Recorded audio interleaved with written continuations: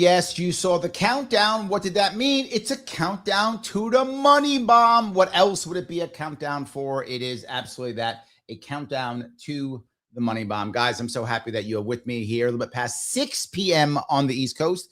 And usually you're saying, Larry, wait a minute, this is odd. You are a 7 p.m. East Coast guy. True. But today I'm giving you not 1 hour. That's for chumps. Not 2 hours. That's the norm. But 3 hours of chock full of entertainment. Yes, my entertainment is chock full of entertainment. That's how good my entertainment is. It is chock full of entertainment. It is a little bit past 6 p.m. and I am trying to get a money bomb going. What does that mean? Sadly, for those of you who may not know, we're trying to make impact here. And making impact does cost money. It does. I wish it didn't. I wish it was all upon my good looks. It is not. It is based upon heavily having cash and dollars to be able to purchase things that we need. And you might go, but Larry, does it really cost that much to have these super cool like signs and such? Well, it does cost a bit, right? It does, but not crazy. Super cool shirts that you have. Yes, it does matter. Why does this stuff matter? Some of you might say, Larry, this stuff doesn't matter because I know that if you put out, put out a sign, a lawn sign, or you wear a shirt, if it's a Democrat, Republican, that doesn't matter very much. Well, there is some evidence to show that that's true, but I'm not that. Shannon Joy is not that. We are not that. We are independents. We are non-establishment. You're right. If I want to get an establishment person to go to another establishment person, a Republican to a Democrat, a shirt's probably not going to change their mind. True. A sign, not going to change their mind. True. But when someone says, who's this Larry Sharpe person? Shannon Joy. Who's that? And now they see the shirt, and now they see the sign, and now they see the bumper sticker. They go, wait a minute, are these guys real? And that's the key. What independent candidates need more than anything else is legitimacy, right? Is this person real? Can I trust this person? Do they have a shot at making any kind of impact? That's what people are looking for more than anything. And that's where the cash, comes to play. It just does. I wish it didn't, but it does. So I'm glad that you guys are here helping me out to make this happen so that people can see, look, here's how we raise the money to make things happen. It really does matter, right? Missy says it. Would you like a free hoodie, t-shirt, coffee mug, pin, stickers, or card magnet with your donation? You can if you head over to LarrySharpe.com/shop. Yes. So you can give a donation and get something cool. That's the part that I like. Let me show you that if I could, so you guys see how that works. If you want to donate, please donate. Donating is amazing. So please do so if you can. But if you want to donate and get something, you can do that too. I get it. You guys are greedy and you want stuff. It's fine. I'm not mad at you. People do want things. I don't mind at all. I'm the same way. I like to have things too. If you head over to the website, just so you see it. And there it is. Click on merch drop. And boom, you will see right there what Missy's talking about. If you want to, you can get a petition packet. $5 comes to you in the mail. Yes, 3 petitions come to you in the mail for $5. Boom, done. Larry Sharpe shirt, Larry Sharpe hoodie. Here's the card magnet. Here's a regular like onion shirt, mug. Here's the buttons and stickers. And right here, don't give up New York shirt. It's a right now suggestion, 2A shirt. And of course, my favorite, the Sharpe Joy for New York shirt. All here for you. Grab one if you can. And here's the best part. You get the shirt and you also support the campaign. That is amazing. Counts as a donation. You get the shirt for free officially. You're not buying the shirt. You're not buying a shirt. You're giving a donation and you're getting a gift. Get it straight. That's what you're doing. Please pop it over if you can. Make that happen. I would appreciate it. The thing that brings most of us together in this coalition, I think there are 3 things. One of them is freedom, without question. Liberty or freedom.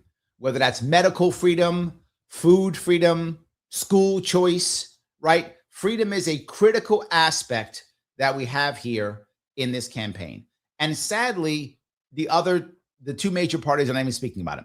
They're just talking about the other guy is bad. Right now, all Hochul will do is yell about how bad Trump is. She calls Trump, Blakeman the same person. That's what she does. That's her thing. And now Blakeman calls Mamdani bad. He calls her and Mamdani the same person. right? So she's decided that he is Trump, and he's decided that she is Mamdani. That's what they've decided. It is Mamdani Evo versus Trump. So in New York State for governor, even though neither Mamdani nor Trump are actually running for governor in New York State, it's actually Trump versus Mamdani.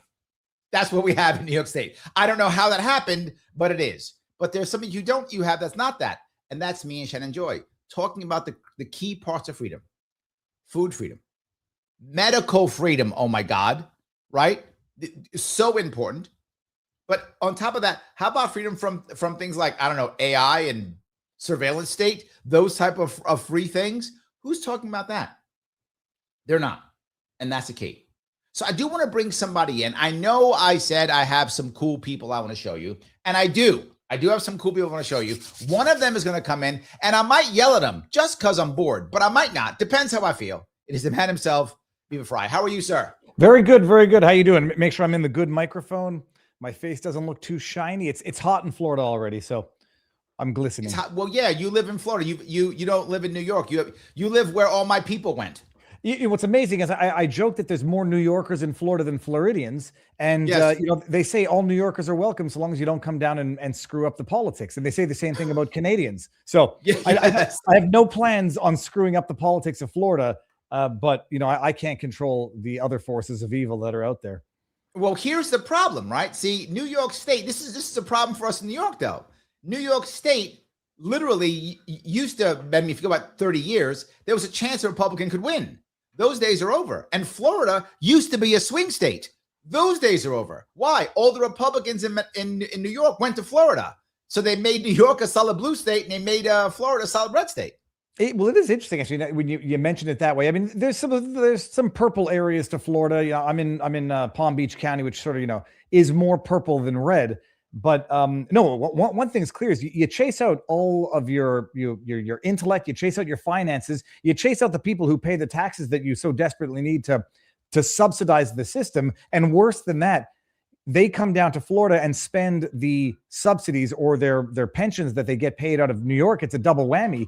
And Absolutely. You only realize I'm not mentioning the name of the demon. I loathe her, and you don't want to advertise the competition, but the entitlement that they get to rag on the people that are leaving instead of listening to them.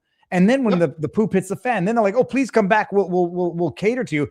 They're so disingenuous. I don't understand how even the New Yorkers living there don't say, I'll entertain an alternative, if only for one governorship, because of how flipping bad and tyrannical the current governmentship is. I will give you a couple. I'm going to bring on my lieutenant governor for a second before I answer that, because then she can yell at me and tell me I'm wrong if you want. This is the one, the only, the amazing and awesome Shannon Joy. How are you? Hey, everyone. How are you doing? How's it going? Hey, Viva. How are you doing? I'm so excited that you're on with us. I'm sorry about all of this. Well, I honestly, all of what? This. I'm in my bedroom. I don't know. Everybody's happy. Everybody loves you, Shannon. Nobody cares. Totally fine. It's Nobody perfect. cares. They say done is better than perfect. I mean, sure, you get a good camera, then everybody can see every little last blemish on your face, so it's almost better. Yeah, very fine. Totally very fine. True. But look, I want to touch your point. Face is just audio, so I got all set up and I'm ready to go. You think I'm gonna have you available and not show you? Are you crazy? That's insane. Stop. Right. If I get you, I'm showing you. That's how it works. If I get you, I'm showing you. Absolutely. Well, so yeah, the whole family's downstairs. They're animals. They make a ton of noise and a ruckus, and so I have to escape up here. But I'm so glad to be with both of you. And Viva, thank you so much for supporting us. This is a big, huge, heavy lift.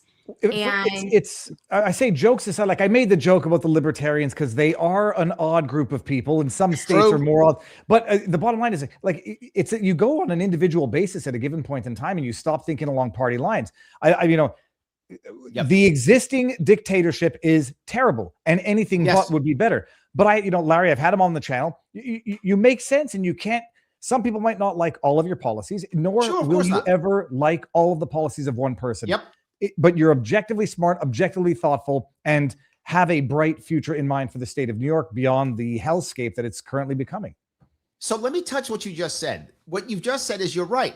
That's why what we're running with Shannon and I is this is a coalition party, because they're libertarians by themselves can't do it. Maha by itself can't do it. Medical freedom by itself can't do it. The other people by themselves can't. Greens can't do it, right? I have Greens to support me. They can't do it by themselves. We need people to get a coalition and make it work. And to be forward, Trump did show us this in 2024. Whether people like or hate Trump, he did. He put together RFK Jr., Elon Musk, Tulsi Gabbard. And that's why he won all 7 swing states. That's why he won the popular vote. He wouldn't have beaten Harris in the popular vote without that. And he wouldn't have won all 7. He might still win the election, but he would not have had a mandate that he got without that coalition. So to your point, Viva, the only way we can make it happen is through coalition.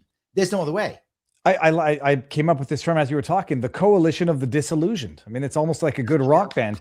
That is what 2024 was. And without getting into what 2026 might be, you cannot poo-poo a coalition, and you can't take it for granted, and you can't then say afterwards, well, now, set all that aside.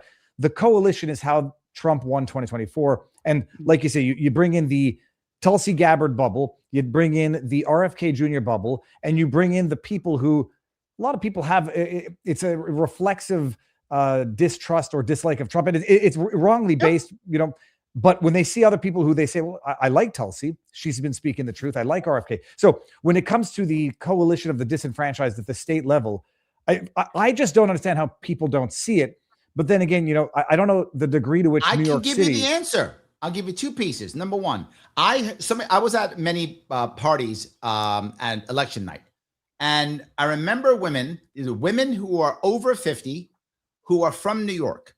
These women should be voting Democrat. This is the Democratic base. They should be voting Democrat. This is what Democrats have been trying to get for years. This is who they focus on, and they were voting for Trump. And I asked them, I said, why do you vote for Trump? And they said, I'm actually not voting for Trump. I'm voting for Bobby through Trump. Right. So to your point, Viva, they weren't even thinking they were voting for Trump.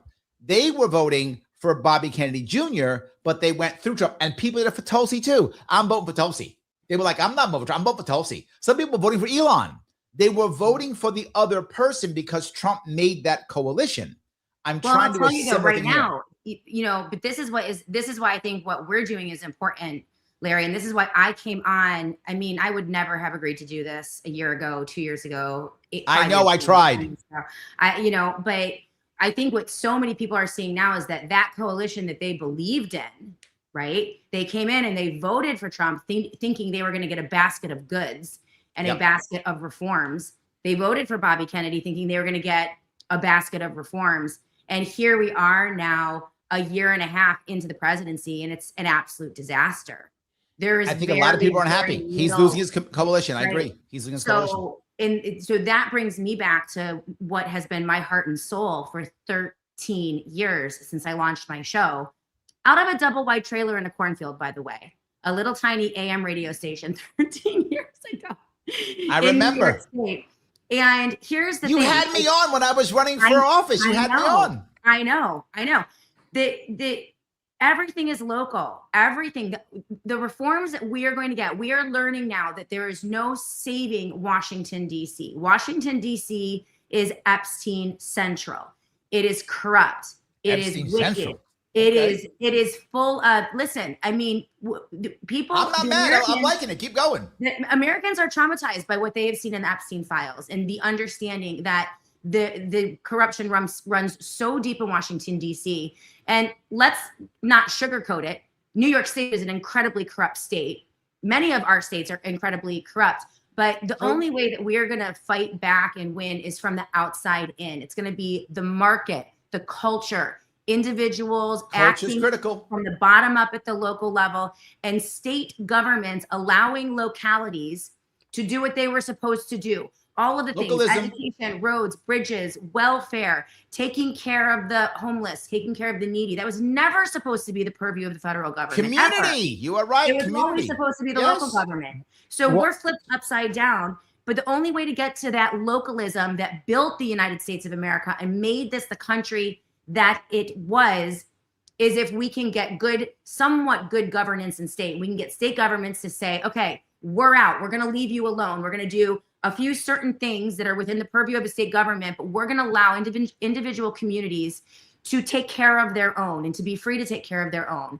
And that is the way you get the laboratories of democracy. That's where you get best governance. That's where you get good governance. You try things here, the things that work, then through the national markets spread out. But we haven't had that in the US for 100 years. Let me see if I can get Robert in here real fast, and so he can deal with that also. The man himself is also, I got Robert Barnes here. Oh my God, the gang's all here. Look How at are this. you? And it's symmetrical. Robert Barnes, I've never met Robert. It's great to meet you. Finally, big fan. Oh yeah. The glad to be here. So the where do they donate? So it's, I guess that's the bottom. LarrySharpe.com. LarrySharpe.com is where you donate. Yes, that is correct. Barnes gets in, and it's right to brass tacks. Where do they donate? How money, honey? Let's go. Show me the money. Freedom just says, I just donated. Be like free. Yes, be like free and donate. That is the right answer. You should copy him and do so. Yes. Can you Larry, you have to tell us, how much do you need in order to have a chance to battle the war chest, whatever it's called, of Hochul? Yes, people think that you have to get a maximum amount of money. You don't. It's almost like a poker game. You just have to be able to get to the table, right? Mm-hmm. And the example we know of this is actually, believe it or not, is Mamdani. Mamdani only had to raise about $4 to $5 million. Why did they have to raise that amount of money? New York City has what's called matching funds, 8 to 1. So if you raise X amount of dollars, New York City will write you a check for 8 times that. New York City gave Mamdani $12 million. I'm not making that up. You can check it yourself. That actually happened. New York City wrote him a check for $12 million. Plus, he raised about 4 on his own. So he got about $16 million. Now, Cuomo raised more than that. Cuomo raised about $25 million. So raising more money isn't a win. But if you can't raise a certain amount, you can't get in the game. So that's how it works in politics in New York City, New York State. So basically the answer is, if you can't raise $2 to $3 million in New York City, you're not in the game. There were 3 guys in the game: Lander, Mamdani, and Cuomo. All of them raised $3 million or more. If you raise less than that, you're not in the game. In New York State, it's really about the same. New York State also has matching funds, 6 to 1. So if I raise $500,000 from 5,000 New Yorkers, averaging $100 each, New York State writes me a check for $3 million. Yep. So and that's how that also works. Does this impact not only your ballot access, but future libertarian candidate? Because what a lot of people don't know is a lot of states' ballot access is dependent on people qualifying for the governor's ballot in the election before, et cetera. Here's the problem in New York State. New York State is the worst in the entire nation. There's no one worse. How do I know that? We haven't had an independent candidate on for governor or president in 8 years. In 2024, we were the only state in the entire union who did not have an independent candidate on the ballot for president. No, Bobby Kennedy Jr. dropped $1 million, couldn't get on the ballot. He's a Kennedy in New York State. Lee Zeldin, the current EPA chief, who was running for governor in 2022. He was at the time, he was a sitting congressman, and he was the Republican nominee. He tried to get an independent line. He couldn't do it. And what I'm going to say is he fraudulently, I'm saying this publicly because it actually happened, submitted 11,000 photocopied signatures because he couldn't do what they told him to do. It is impossible. Couldn't be done. So it can't be done. Who can do it? The guy who's talking right now. Why? Because I'm the only person in the entire country who ran under the 2018 rules, the old rules, and won ballot access, then ran under the 2022 rules, lost ballot access, and went to both federal and civil court and did some pro se work. So my name is written. I actually had oral and written arguments saying how this is what's going to happen, how it's not going to work. And I'm running now. I'm the only person who's standing who has done all 3 of those. So I'm the only person in this country who has a chance of getting ballot access in New York State. I'm not making that up. And if I don't get it, as you guys know, that will then be codified. That's how it is in New York State, which means literally there will be no independent parties ever in this nation again until this is changed. Why? Because no party's real unless it has 50 state ballot access. New York State will always stop it. So you have to have someone to have ballot access in New York State, or there will be no independent parties. How do I know that? Jesse Ventura said he'd run if you got him 50 state ballot access. So did other people. Amash, all of them, give me 50 state ballot access. The time when the Libertarian Party was at its strongest was 2016. Gary Johnson, 4.5 million votes, 3% of the vote, highest we ever got, raised $11 million, more than any libertarian in the history of the Libertarian Party, 50 state ballot access. how do you reach New York City? I would imagine it'll be easier to reach the suburbs. How do you convince the folks of New York City that they need? My impression is that people have sort of they've baked themselves into their hell, and they think it always is going to be like this, and it would be so much worse if it were not this bad. How do you reach those people and ideologically, and then actually literally, how do you reach them? Like Facebook, I imagine a lot of them are using social media. The hard part is, and Shannon knows this too, why am I so much more popular outside of the city? Because less stuff is happening, right? I will go to small towns, true story, I go to small towns and local people cover me all the time. Why? Well, it's a small town. So the cow escaped and Larry Sharpe is coming to town. Well, the cow's going to escape next week. Let's cover Larry Sharpe, right? So it's fine. So I get covered, right? So it would happen often. And if I get covered locally enough times, then the city nearby winds up covering me by default, right? That's how that would wind up happening. But in New York City, there's a bazillion things going on. Why am I going to go see Larry Sharpe? There's 45 things I can do every night in this city. Larry Sharpe, not that impressive. So I have to work a whole lot harder to move New York City. You're right. So how do I do that? I tend to go to events that are already there. And I try to become a speaker at those events versus doing my own events. My own events get completely blown out. So I go to other events as a speaker at those events, parades, political policies, meet and greets for candidates. That's how I do it physically here in New York State. So that's physically. The second piece is I have to buy ads. Now, people don't think that's pay to play. It's totally pay to play. So literally when I was in 2018 and I'm sitting here, I'm on a ballot, I'm doing well, I'm raising money, raised $500,000. I couldn't get any play. So I go to local stations and say, why aren't you covering me? They said, well, you don't buy ads. What? You don't buy ads. Buy some ads, we'll cover you. That's simple. So and the Democrats, Republicans always buy ads. Their PACs flood them with ads every single 2-year cycle, flooded. They're going to cover Democrats and Republicans all the time. They get flooded with ads. So if I buy an ad campaign, then they cover me. That sounds horrible, but people don't know that. It's pay to play. Same, by the way, with polling. I wouldn't be in the polls. I could not get into polls. Couldn't get into polls, right? I'm like, why am I not in the polls? And I call them up and they literally tell me, oh, buy the poll. What? Buy the poll. If you buy the poll, you're in it. Oh, I didn't know that. Now I know that. I write polls. As a political consultant, I write polls for people. So if you want to be in a poll, I'll write the poll for you. So literally, I write polls. I didn't know that's how it worked. I didn't know you hired a guy like me to write the poll for you. Yes, that's how it works. I thought they make their own polls. They don't do that. You do it for them. You just write them a check. They do it. And I had no idea. How much has the podcasting explosion changed how you campaign? For some, because you've seen it, go from real small to now real major in a place. Mamdani used it to great success to get his, get going in New York City. Absolutely. What have you seen living it there in New York State? It's absolutely true. The podcast world is very important because that's how you get to meet more people, right? The podcast world. Absolutely. The thing is, you get more views with podcasts, but you don't always raise more money. You don't always get more legitimacy. Right. And I'll give you the example. In 2018 was my biggest run. And I was on Rogan and I was also on Glenn Beck and I was also on Dave Rubin. People think, well, Rogan was the best one. Not for money. Rogan was the best one to grow my social media. I think my social media doubled in 3 weeks or something. It was crazy how big that was for social media. But I made all my money off Dave Rubin. And Dave Rubin was maybe a tenth of what Rogan was back then. Maybe. I mean, he wasn't nowhere near as big. But the audience of Dave Rubin at that point was an educated, older audience that cared about politics. So when they saw me, they were writing me checks. I was getting paid. When the Rogan audience, it's a bunch of young guys. Don't have any money, don't care about politics. Right. So I didn't make any money. I think that the other thing to mention, though, about New York State, which you're also seeing in the country, is you need to look at, New York State has been mired in the two-party political paradigm for 30 years. And it's atrophied to such a point where it is essentially a one-party rule state. Democrats control everything. Democrats win everything. The Republican Party in New York State does not run to win. They run to lose. Correct. So I have been embedded within the Republican Party in New York State for 15 years. I volunteered for candidates. I've ran candidates. I've supported candidates. I've raised money. I've done all the things. The Republican Party runs to lose.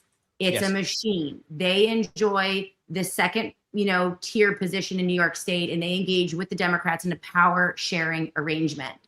In exchange for running to lose, except for a few key positions, They get government contracts. They get pay to Yep. play. They get to raise all the money. They get to make all the billions. They pay the consultants. They get to use, the fake, dissident parties like the Conservative Party to raise money. And it's a complete racket and a complete scandal. This is why it's impossible for Republicans to win. Republicans will never win again in New York State. It's over. But if you look at the party that is growing the fastest in New York State, it's the party called the Blank No Party. That means more and more New York State citizens are registering, especially Gen X and under, are registering as blank no parties because they have no confidence in either party. They're dissatisfied with the way the Democrats are running the state. There's no out, though, because the Republicans have given up. So they're done. They're over. So as demographics change in New York State, we're going to see this nationwide as well. As the boomers age out and become less and less of a voting bloc, you're going to see younger, more irritated citizens who are losing the ability to own a house. They're seeing the economy crater. They have no job prospects. They are buried under student loans. They're buried under rampant inflation, which is exacerbated here in New York State. It's worse here than it is across the country because of the corruption here. And they can't even find girlfriends and boyfriends. Right. It's right. So we're looking right now, what we are trying to do, we're not running as libertarians. Well, Larry is a libertarian. I'm not a libertarian. True. I'm a blank no party. I'm an independent. We're running as a coalition party, an opposition party to the corruption in New York State. And we want to do that under the independent line. Larry's right. It is virtually impossible to get on the independent line, but you can do it in New York State. I did it with one of my best girlfriends in a county legislative election 3 years ago.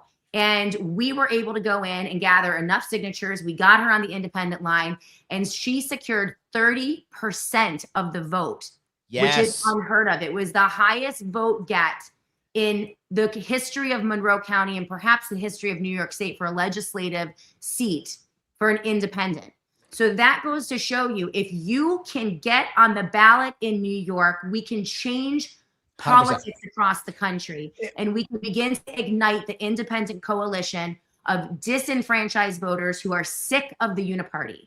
They're not just sick of the uniparty across the country, but in New York as well.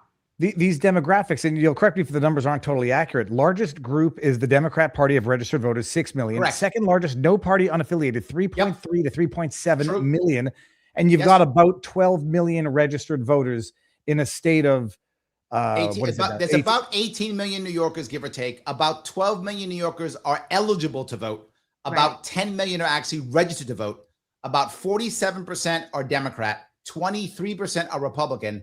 30% are independent, no party. Right. So now how do you get past the math? We have to get through the Republican Party. People they're beginning to understand that the Republican Party is a fake party. They're basically the moat that surrounds the castle. And until we get over them or we get through them, we cannot battle Democrats. So the key here in New York State, once people realize that there is an actual candidate who is actually running, who is actually raising money, who actually seeks to win the election instead of the fake candidate like Blakeman, you will see people pour in.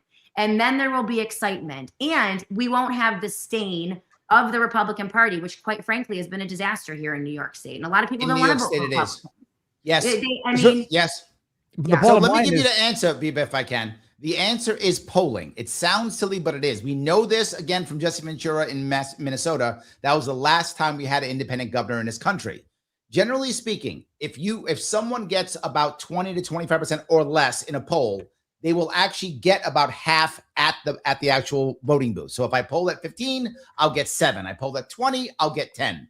But that number changes at about 25 to 30%. Once you get about that, the electorate does what Shannon says. These guys are real. They could win. Why am I voting Republican when Shannon Joy and Larry Sharpe could actually win? It's somewhere between 25 and 30%. If we get there, that's over the moat, if that makes it what she's saying. That gets that. Now we can win. But it's interesting, and it's not a question of being disloyal, even if you are at the federal level, a Trump-supporting Republican. There's mathematically zero chance for a Republican to win. Correct. And then it's a question of, are you voting Republican in the state of New York out of principle to spoil the ballot? Or do you say Larry is not quite as he's not quite as Democrat as I once thought he was, and maybe I'll just not waste my vote Republican, but go towards independent and coalesce with the 3.3 million. You're sort of, the coalition is coming not from the unaffiliated or non-registered voting Republican. It's coming from the Republicans who are going to vote Correct. Unaffiliated. We saw or that vote in you. New York City with Mamdani. We Right. saw that the Republicans voted for Cuomo. Right. Remember, the Republican in New York City, Curtis Sliwa, who I know personally, who I went to his events, he got 7% of the vote, not 70, not 17, 7. He was the Republican. He was the Republican. Right. Well, and the other area that is really important to consider here is that just getting on the ballot, getting on the ballot on the independent line has the ability to change New York politics forever. Because what it does, I mean, it gives you, if you, and Larry's explained this very well, but essentially, if you are on the independent line and you get, what is it, 2% of the Yep, 2%. of the So we total need vote tally, then automatically in New York State, you get a party. done. You get a party. That works. And once we have an actual party that is an actual opposition party that will actually challenge Democrats and Republicans, you can use that party as leverage, because then you grow the party, you grow the momentum, you begin to continue to build that coalition, and then they have to come to you and make concessions. If they want to get on that party line, then they're going to have to go through us. Or we can run people on our party line as spoilers. We can run people on that party line for local elections. I mean, there are a million things. There are about 6 or 7 wins outside of even winning the governorship if we can simply achieve this massive goal of, if we only pushed medical freedom, and that's all we pushed. I'm making this up. We only pushed medical freedom. We won the election, and we're going to focus on medical freedom for 2027 or 2028. You would watch Republicans and Democrats bend to that. How do I know that? Trump did. Trump didn't have any policy on food or medicine, but he wanted RFK Jr. So, okay, I'll take your policy on food and medicine. Most New Yorkers don't have a policy on anything. All we do, our policy is, if you're a Democrat, Trump is evil. If you're a Republican, Mamdani's evil. That's the policy. So when Shannon does what she's going to do, which is create a massive idea of what medical freedom is, and says, adopt this, and then we will endorse you. They'll go, fine, I'll adopt that. Yes, I want those votes. They will copy the Trump model. She's right. So the first part is to get on the ballot, and then the second part is to get the votes for the ballot. What are the deadlines for getting on the ballot? Yes, we got 3 weeks, 4 weeks left. That's all we got, guys. So I need you to do 2 things. One, if you are in New York, head over to LarrySharpe.com to get some petitions. Go get them. You can do it 2 ways. Just download it and print it, because you want to download and print. Go ahead. It's got to be 8.5 by 14-inch paper, because New York says go to hell and makes it hard. That's why they do that. No other reason besides that. Utterly unconstitutional, utterly broken and wrong, but that's New York State. Or you hook me up and you head over to LarrySharpe.com/shop and you pay $5 as a donation, and you get 3 of them mailed to you. See? 3 of them mailed for $5. You get them, and each one has 5 on it. So you give me 15 signatures for $5 if you want to help me out. All good. So if you can do that, that's how you do it. There has to be in no later than, I believe it's May 23rd or something like that. I'm not sure. Yeah.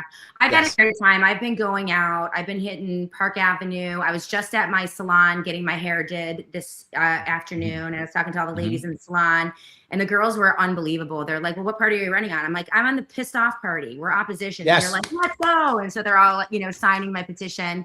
I like the process of civics. I like the process of trying to build something. This is why I got involved with Larry. I think, number one, we can get on the ballot. I think it's possible. People think that it's impossible. I don't think it's impossible. We need a few things to happen. We need to gain momentum. We need for people to believe that we can do it, so that they share out and they go in. I mean, if, a couple hundred or, 600 New Yorkers get 100 signatures on the petition, it takes a couple hours to do that, then we're in, right? But there's also, we can take in donations. People can come in and say, hey, we're going to donate, a big dollar amount. We're going to help. We can, bring in teams to petition. So, Yep. you know, I am going to be getting out. I'm going to be out for the next 3 weeks, at least 2 or 3 times a week. We're going to be hitting up the Lilac Festival. Larry's coming out to speak. I'll be there too. And, you know, from my perspective, regardless of how we do, like, this is something that I'm going to be committing to long term. This is something that I think is doable. It's viable. This independent line, we need to grab it. We need to figure out a way to grab it. And if it doesn't happen this time, then I want to do it again. Because you're punishing me, Shen. I've done it 3 times already. You got me to a 4th. Well, sorry. Well, see, now I'm involved, and now I'm killing involved. I'm like a dog with a bone. I'm like, look what I've done. Look what I've done. What is your ground game like? How many volunteers do you have on the ground in terms of a team like what they had in Pennsylvania during 2024? Oh, we don't have anywhere near as much as that. That's the hardest part. We probably have a good 3 dozen, 4 dozen, which is not enough at all. We need a whole lot more. The problem is most of the people in the Republican Party either have just gone with Blakeman or have given up. They literally just tell me all the time, Larry, I love you, but I'm moving to Florida next week. Larry, I love you, but 2 years from now, I'm going to Tennessee. Larry, I love you, but nope, there's no chance of victory. So a lot of them giving up. A lot of libertarians have walked away too. And sadly, many of my best libertarian guys and gals have either left the state or passed on. They've actually died. They're gone now. We don't have them anymore. So we've lost a lot of our heaviest hitters. But we do have a bunch. We have, in the other events, we don't just have libertarians. We have a lot of Maha people. I have all the lists from all people from RFK Jr. Many of them will come aboard. I must have at least about a dozen of them who are out there getting signatures from me also. So we've got several dozen people volunteering, getting out there. We need more, obviously, always. So we have libertarians, Maha people, and people just know me. We have pissed off Democrats, pissed off Republicans. When I ran in the Republican line, I found many of the people who were so angry, but they didn't want to step up. But now once I actually decided to do the independent line, now they're stepping up. So now which is weird. I thought the opposite would be true. You seeing it too? I yelled at Larry. I said, Larry, why are you messing with Republicans for 6 months, man? We could have been, this would have been a piece of cake, right? A piece of cake to do. You're right. Yeah. The problem is I tried in 22 without Republicans and it failed horribly. I know. So every Republican that told me said, Larry, we got you. In fact, to be forward, they're came to me. I'll tell you, they really pissed off Republicans came to me. Yeah. And they said, Larry, Blakeman's terrible. You should run the primary. You'll win. We'll support you. Holy shit, was that bait and switch. And I fell for it completely. I ate all the bait, and that was horrible. I threw it all up. It was terrible. If I've seen it once, I've seen it 1,000 times. Yes. Millionaires go in, they run for this, and they they're like, hey, Shannon, will you consult with me? And, we have breakfast, we have lunch, and they say this and that. I'm like, well, if you want to flush $40,000 down the toilet, do it the Republican way. Yes, that was basically their answer. They don't plan on you winning. They don't plan on you winning. That was the problem. They didn't want me to win. They just wanted me to run. Really and I was like, I can lose by myself. I don't need your help losing. Really I got that down. Yeah. I need to really win. Yeah. And they want me to lose. Can people see a little thermometer of the money that's being raised during the money bomb, or is it not real? Oh, no, we don't have that. I'm sorry. I didn't think about that. I probably should have done that. Yeah, people need to see the immediate results of their donations. But yes, it is nice to have that. Tell people how many. I mean, for those that don't know, the history of the signature requirement was supposed to be an alternative to a filing fee because it was assumed it would be so easy because there'd be so few signatures required. And instead, they used it in addition to a filing fee. Often don't allow a filing fee as the alternative and require owner's signature requirements and the timing of the gathering of the signatures, who can petition for the signatures, who signs the signatures, how they sign the signatures, all these games so that on average, you usually need twice as many signatures to because at least half will usually get struck down. By the various governments. That's the worst part, that the judges actually accept that. This is the part that makes me angry, right? So you don't know this, New York City, the county of Brooklyn, is the address. If you live in Brooklyn, you have 123 whatever Main Street, Brooklyn. Got it. Okay. So if you put that down as Brooklyn as your county, that doesn't count because the official name of the county is Kings County. So if you put Brooklyn as your county, they will strike out your signature. What judge thought that was in any way, shape, or form fair? Like, that's so insanely stupid. When I'm governor, I'm literally going to remove those judges who did that. I'm like, you did that, you're removed. I'm impeaching you. You're just gone. Just get out. And if you show up, I'm going to have you arrested. You're just horrible. Why would you do that? How many signatures do you need ultimately Well, how many years are legally required? And Yes. assuming you got to get at least. So let me twice give you as the many of whole that. the numbers. What we need officially, we require 45,000 good signatures, which means in reality, to be 100% safe, we actually about 70,000 to be 100% safe. To be realistically safe, about 60,000 would be great. We're set, because at one point they won't even bother trying. Right? Once you're a certain level, there isn't enough time to go through all signatures to actually see if they're wrong or bad anyway. Not just that, to Shannon's point, I'm bringing on some paid petitioners coming up this weekend. As I bring on more paid petitioners, they're professionals. They will get it right. They know how to do it. So their level of correct signatures is a higher percentage, maybe 80, 90%, versus someone who isn't, which may be 40, 50%. So you're right. So the paid petitioners give you a higher percentage. But the reality of it is, if I just get over 45, they may let me go because they don't know if they want to fight me or not. They're not sure. And they may go, you know what, not worth it. Let Larry on. Who cares? Depends how they feel. Now, next thing is, it doesn't matter if I get that, because if I get 15,000, I still have a lawsuit. Why? Because 15,000 is, to your point, that was when it was fair, right?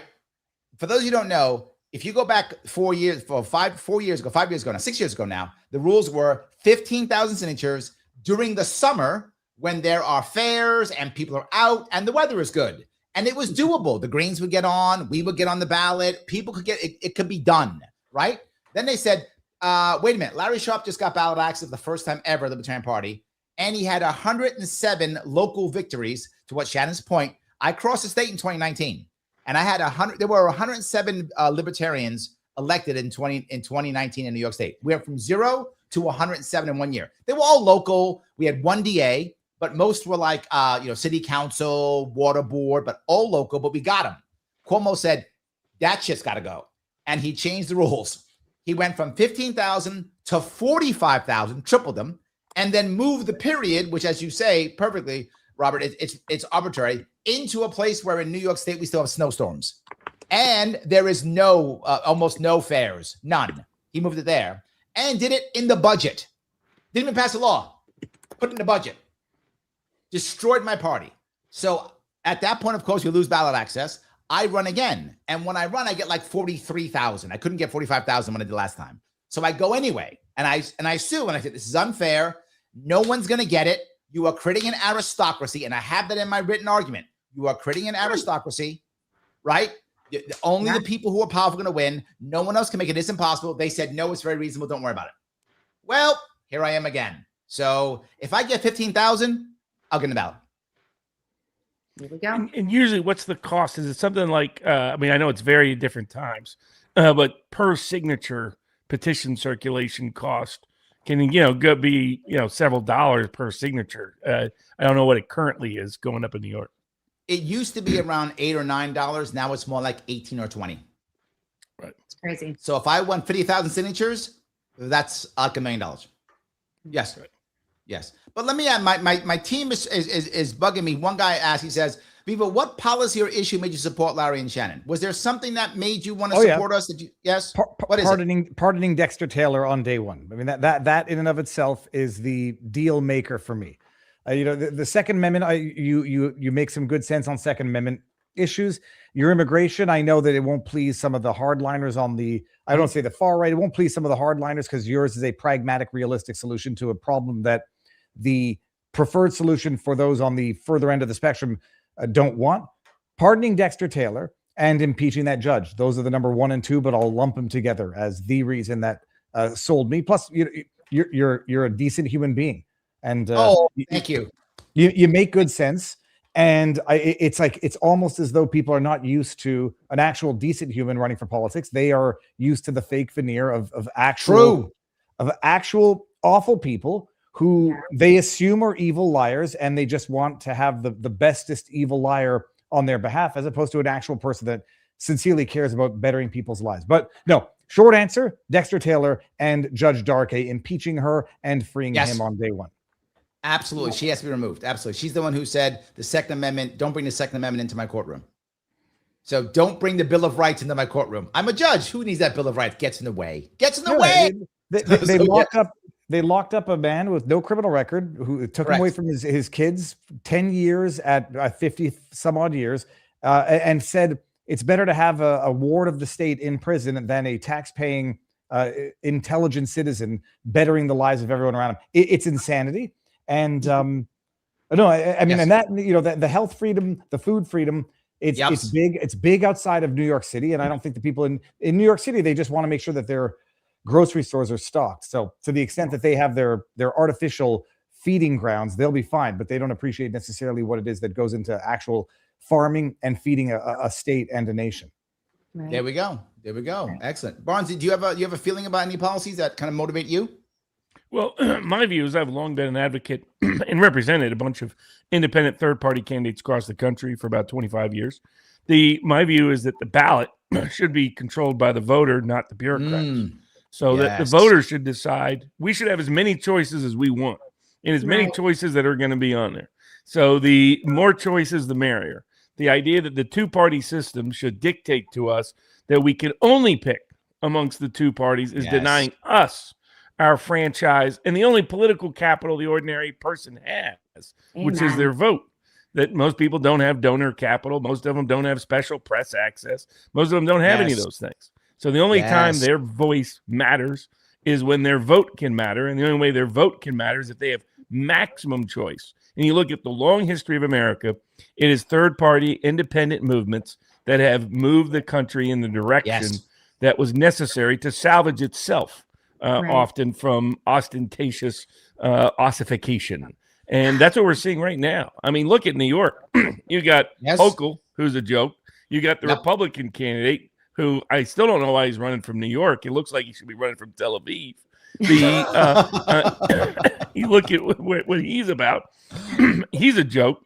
Yeah. So you don't have meaningful choice. The Republican candidates are purely for show in New York, as Shannon detailed. And the only way you're going to get any change in New York, any positive change in New York, people ask about the redistricting. The only way you're going to avoid a purely partisan redistricting in New York is not by backing Republicans who are going to go nowhere and do nothing, but by getting independent third-party challengers on there, and that's what shakes up New York politics. I mean, just you getting on the ballot before led a lot of local office holders that shocked the system of New York into coming up with this scheme to try to keep it from happening. That shows the consequence of it. So I was the Ross Perot of New York. Yeah, exactly. You need third-party independent options on the ballot, especially in a state like New York, but across the country in order to have any shot at meaningful reform. So if you care about MAHA, you need to support this. If you care about other libertarian causes, you need to support this. If you're fighting for small farmers, I hear from small farmers in New York all the time who are harassed regularly by the bureaucrats in Albany.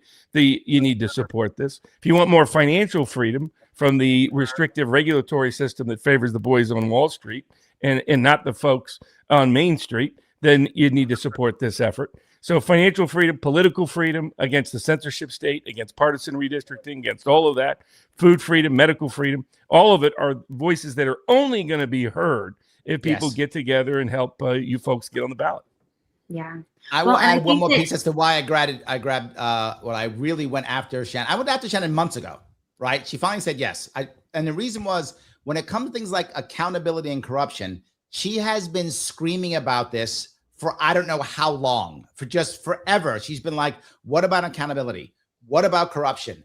What about this? What about that? And you don't hear that in New York State at all. She was one of the only people, even when they try to drown her out, she keeps going. And that's why I'm so glad she's here. It's true. Shannon, it's true. I'm a stubborn old girl here in New York State, but listen, if you're watching nationally, people will tend to look at New York and say, like, why would we even care about New York? Why would we bother? It's a lost cause. It's, but I would say movements in New York have shaped the nation. The civil rights movement was born out of New York State. It was Susan B. Anthony and Frederick Douglass and the coalition between the Rochester, the suffrage, those who were going for women's suffrage and those who were going for who are abolitionists in terms of slavery. And so that happened in New York State. And the tragic thing about New York State is when we go corrupt, we export our corruption. True. So when you look at states like Texas that will go blue probably in the next few cycles, when you look at Florida, tragically, that was one of the bastions of good governance and effectiveness in terms of a Republican Party. The fact that Republican rhinos could come into the state of Florida and mess that up is pretty crazy post DeSantis, right? You see some of the worst policies, left-leaning, progressive, insane policies coming out of red states, because that corruption and that system of fake Republicans being a fake party and pretending to run, like that gets exported. So we need to do this in every state. We need to figure out, to your point, Robert, which you so eloquently made, we need to figure out, we are moving to independence. What we're seeing in New York, we're going to see across the country, and things are not going to get easier for any Americans. And that, you know, as we are looking at, I mean, terrible polling coming out regarding Americans and their opinion of the economy. 55% of Americans now believe that they are worse off in this economy than they were during the Biden administration. We have profligate spending, money printing, inflation as far as the eye can see. There is, unless there's fundamental change in terms of how the people we elect govern, then we are going to lose our country. So it really is all hands on deck. We need to do this in Florida. We need to do this in California. And we need to do it in New York. And the theme is the same. The theme is a vote of no a vote of no confidence in these two parties. We've had it. We've had it. We're sick of the corruption. It's blatant. It's in our faces. And so as more and more Americans suffer, I think they are going to be more open to exiting those two parties. They're not as sticky. The boomers were sticky. Gen Xers are they still are. We don't care. We don't care about parties. All of the younger generations don't care about parties. We hate them both. That's where the country is going. And we need to capture that. We need to capture that movement, which is inevitable in my opinion. So I want to try to do it here in New York State. We're going to work as hard as we can to do it. I know Larry's going to work as hard as he can to do it. And I would love to see these type of efforts in other states as well, because to your point, we need more choices. Yes, absolutely true. Absolutely true. I see that, you know, what happens in New York, as I say all the time, if we can stop them in New York, we can stop them anywhere. Right. And I want you to imagine something. If I don't win, Kathy Hochul wins again. Okay, got it. But if I don't get ballot access and Kathy Hochul wins, it's the end. If I get ballot access and Kathy Hochul wins, now we build the movement against her. Because here's the reality.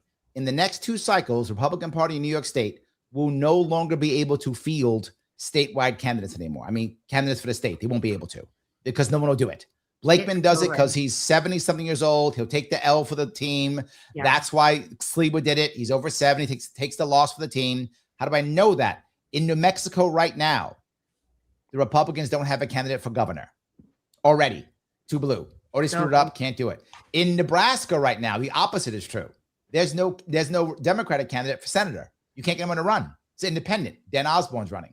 So I'm copying Dan Osborne's model. He's running as independent because the Democratic establishment can't do anything. They don't have any power. They can't do anything. They run to lose. The Republicans here run to lose. So by 2032, there will be an independent party, or Kathy Hochul will run unopposed. I'm not joking. She's already said publicly she's staying till 2038. She said that publicly. She did. She said it. She did it in a press conference with Nick Reisman. She said it in Albany, because I'm staying till 2038. Wicked Witch of the East. No one's gonna stop her. She has no competition. We do not have term limits. So, I was just Googling. There are no term limits for state governor in California, in New York. No, I mean Mario was there. What, 4 terms, 5 terms? But, the old man Cuomo would stay there forever.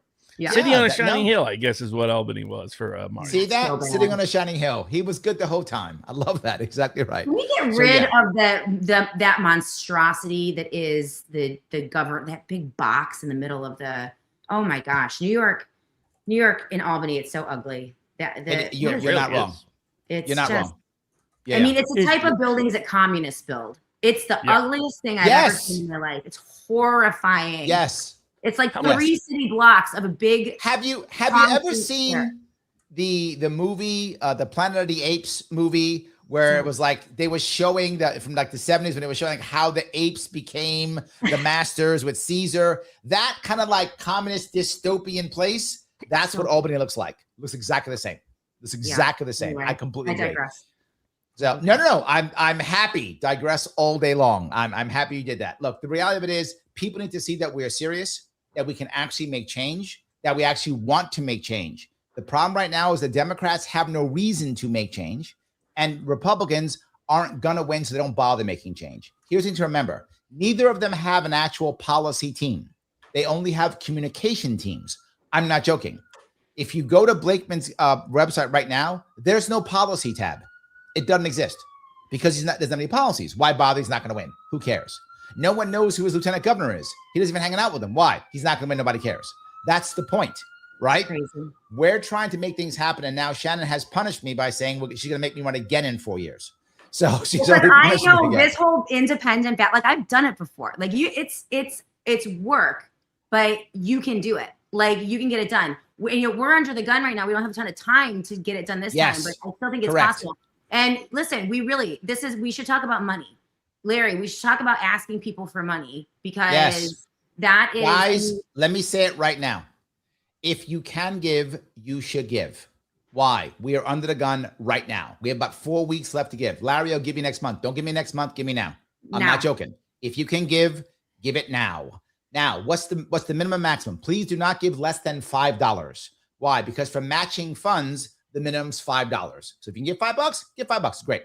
What's the maximum you can give? If you live in New York State, the maximum matching donation is $250. So if you live in New York State, please give somewhere between $5 and $250. Anywhere in between that is wonderful. That can be matched 6-1 with the New York State plan. If you don't live in New York, LarrySharpewithane.com, LarrySharpewithane.com to donate, and all variations of donations are appreciated. Correct. I think you'll send people ballots for $5, right? So $5 donation. You mean petitions? Yes. Or petitions, ballots. Sorry. Yep. Well, we're not Democrats. Democrats do that. We don't do that's different. Yeah, I'm teasing. I'm teasing. I love my Democrats. Vote for me. I'm just teasing. It's fine. Vote for me, Democrats. So anyway, my point being, but if you live outside of New York State, the maximum donation is $9,000. So I know some of you are like, but Larry, I wanted to desperately give you $10,000. I know you did, but no, don't get me in trouble. 9,000 or less. So anything like that's fine. Whatever you can give. If you are in a spot where you can give monthly always helps because then a campaign can figure out what we're doing next month. So a monthly donations. If you say, Larry, I can't give you $500. I just can't swing it. Great. Can you do $100 for 5 months? Can you do that? That would also work. So either way, how can they get a hold of you too, Larry? Because you mentioned that we could, if we had people who want to potentially contribute in a different way, can help with absolutely working with balloting teams that can come in and they come in like a machine. Absolutely. And they get tons of signatures. And the best way to reach out to the team is going to be via Twitter. Twitter is the best way if you want to reach out. The team is always monitoring Twitter and Facebook, but those two are best. Also YouTube, but not as much. But Twitter, Facebook, either of those two, we monitor all the time. Reach out via those. We will hook you up with the appropriate people. There are people who can take it and make it happen. She's exactly correct. If you want to support our balloting, petitioning specifically, I will give you the people you give the money directly to. Does not even go to the campaign. Can go directly to them, and they can send their people in and get us petitions. If you're someone who says, Larry, I want to have an independent party. Larry, I want to make sure you win so we can move this thing forward. Larry, I have a lot of money. I'm a wealthy person and I can give a lot of money. Awesome. I will hook you up to people who you can make a direct connection with them, and they will then go ahead and get this done for us. Done. We can make that happen. Please do so. So I appreciate that. So yeah, thank you for that, Shannon. You are correct. Cash does matter. We got to make that happen. I appreciate it. Yes. You got to get on. I'm looking up the radio stations in New York. WINS, is that the biggest radio station? That is 1010. That is a news radio station. Yes. You gotta find a way. Guerrilla marketing. Get in there. I don't know. Call them up and be a call in to some of the shows. I don't know. I don't know if Howard Stern has disproportionate reach in New York City, but Hannity. You got guerrilla creative ways to get in there. Hannity hates me. Hannity literally told people to not vote for me in 2022. Well, that's a great endorsement. You should run on that. I should run on that. He literally told me to not vote for me in 2022. He's like, don't vote for Larry Sharpe. He actually told his audience that in 2022 in October. Wait a second. Yes. Howard Stern is still on the air. Don't tell me that. Is he still on? Shannon, he's still on the air. He's so grotesquely unfunny. I mean, he hasn't been funny as far as I know in like 10 years, but COVID really, really turned him into a. He became a monster. Yeah, he did. That's It broke him. I mean, he was always broken, but it broke him to the point of What- no longer even being entertaining to listen to. Was he like 100%. a masked Nazi and a vaccine Oh, Nazi? yeah. He was a masked Nazi, a COVID, yes. a jab Nazi. He was so frothing at the mouth anti-Trump that he pulled one of those. If you support Trump, don't listen to me anymore. Then he had on Joe Biden, where it was like the interview was the most. You couldn't pay Goebbels for that level of government propaganda. Love that. Wow. Hold on, it was Kamala. It was Kamala. Guys, It wasn't. Yeah. Thank you guys. Please copy. She donated. I appreciate that. Absolutely. Thank you guys Mike so asks, Viva much. Barnes, can you help to convince mainstream news to speak with Larry and Shannon? Shannon would be so good on that. Yes. No, but forget mainstream news. Go in there and ruffle it up with Hannity on Twitter. Like the way you do it is by infiltrating infiltrating. It's by stoking conversation with the people who actually hate you or the people who think that there's no point in voting for you. Like that's how I would do it. Being the reply guy. Do you know the reply guy? Yes. Strategy? Yes. Yeah, So or just the needle guy, do it until you get blocked and then celebrate the block, like I sort of did with Adam Kinzinger and a number of the other guys. But, no, I think it's given that you're dealing with a state, going at it nationally is good for clips and it's good for traffic, but you got to find a way to convert that down to the state level and get into people listen to the radio, and the pay to play is interesting. But when I ran, not that it's a great model. But when I ran for the People's Party of Canada, they wouldn't give us interviews anywhere. And so I had to call into daytime radio show and then try to plug what I was doing when I called into the local radio. And it worked every now and again until they stopped taking my calls. Yeah, the problem is they all know who I am and they won't let me on. Yeah. Well, maybe That's Shannon. the problem. Shannon I can try to get on. Maybe I could pull Maybe. a stunt or something. Maybe I can go and get myself arrested again, Larry, and then we'll. Yes, that's not bad, but maybe I should too. Maybe we'll both get arrested. Maybe that's not a bad idea. I shouldn't like say that that idea. because everyone accused me when I got arrested the first time. Everyone accused me of plotting and planning it, and I was like, "Did you see my hair when I got arrested at the school board meeting?" Like, I assure you, zero makeup, hair was ever. There's no way that. But Robert Barnes, tell me how we're going to get this. How are we going to get this press? Tell me how. Well, I mean, I think continuing to just do it. These days you have to campaign as an underdog campaign. True. By every mechanism. The utility is social media, podcast networks. It used to be, just talk radio and door to door and the like. But now increasingly, there's, the Bobby Kennedy. Now he had a famous last name, of course. Yep. But he really changed my name to Kennedy. That sucks. All right, fine. He really worked the podcast circuit very, very effectively. To sort of make inroads and then, organize it into a movement of ideas, created the label Maha that, there was already a built-in organization there, but it took off because of COVID. So you always had the vaccine moms that were concerned and the organic health movement that dates, way back. But it took a new level under COVID. And I do think I've told people that are, running, whether it's in primaries or independents or third parties, that the Maha movement is the most organized. That's the best, well-connected group of independent thinkers that will take proactive action for getting meetings together, organizing events, getting volunteers, signing petitions, putting out signs. They're the most involved, engaged, connected. They already have built-in social networks because of where they're at.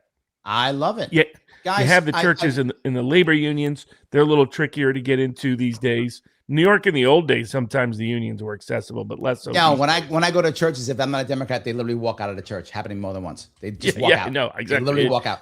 It is what it is. It's more going on to some issue.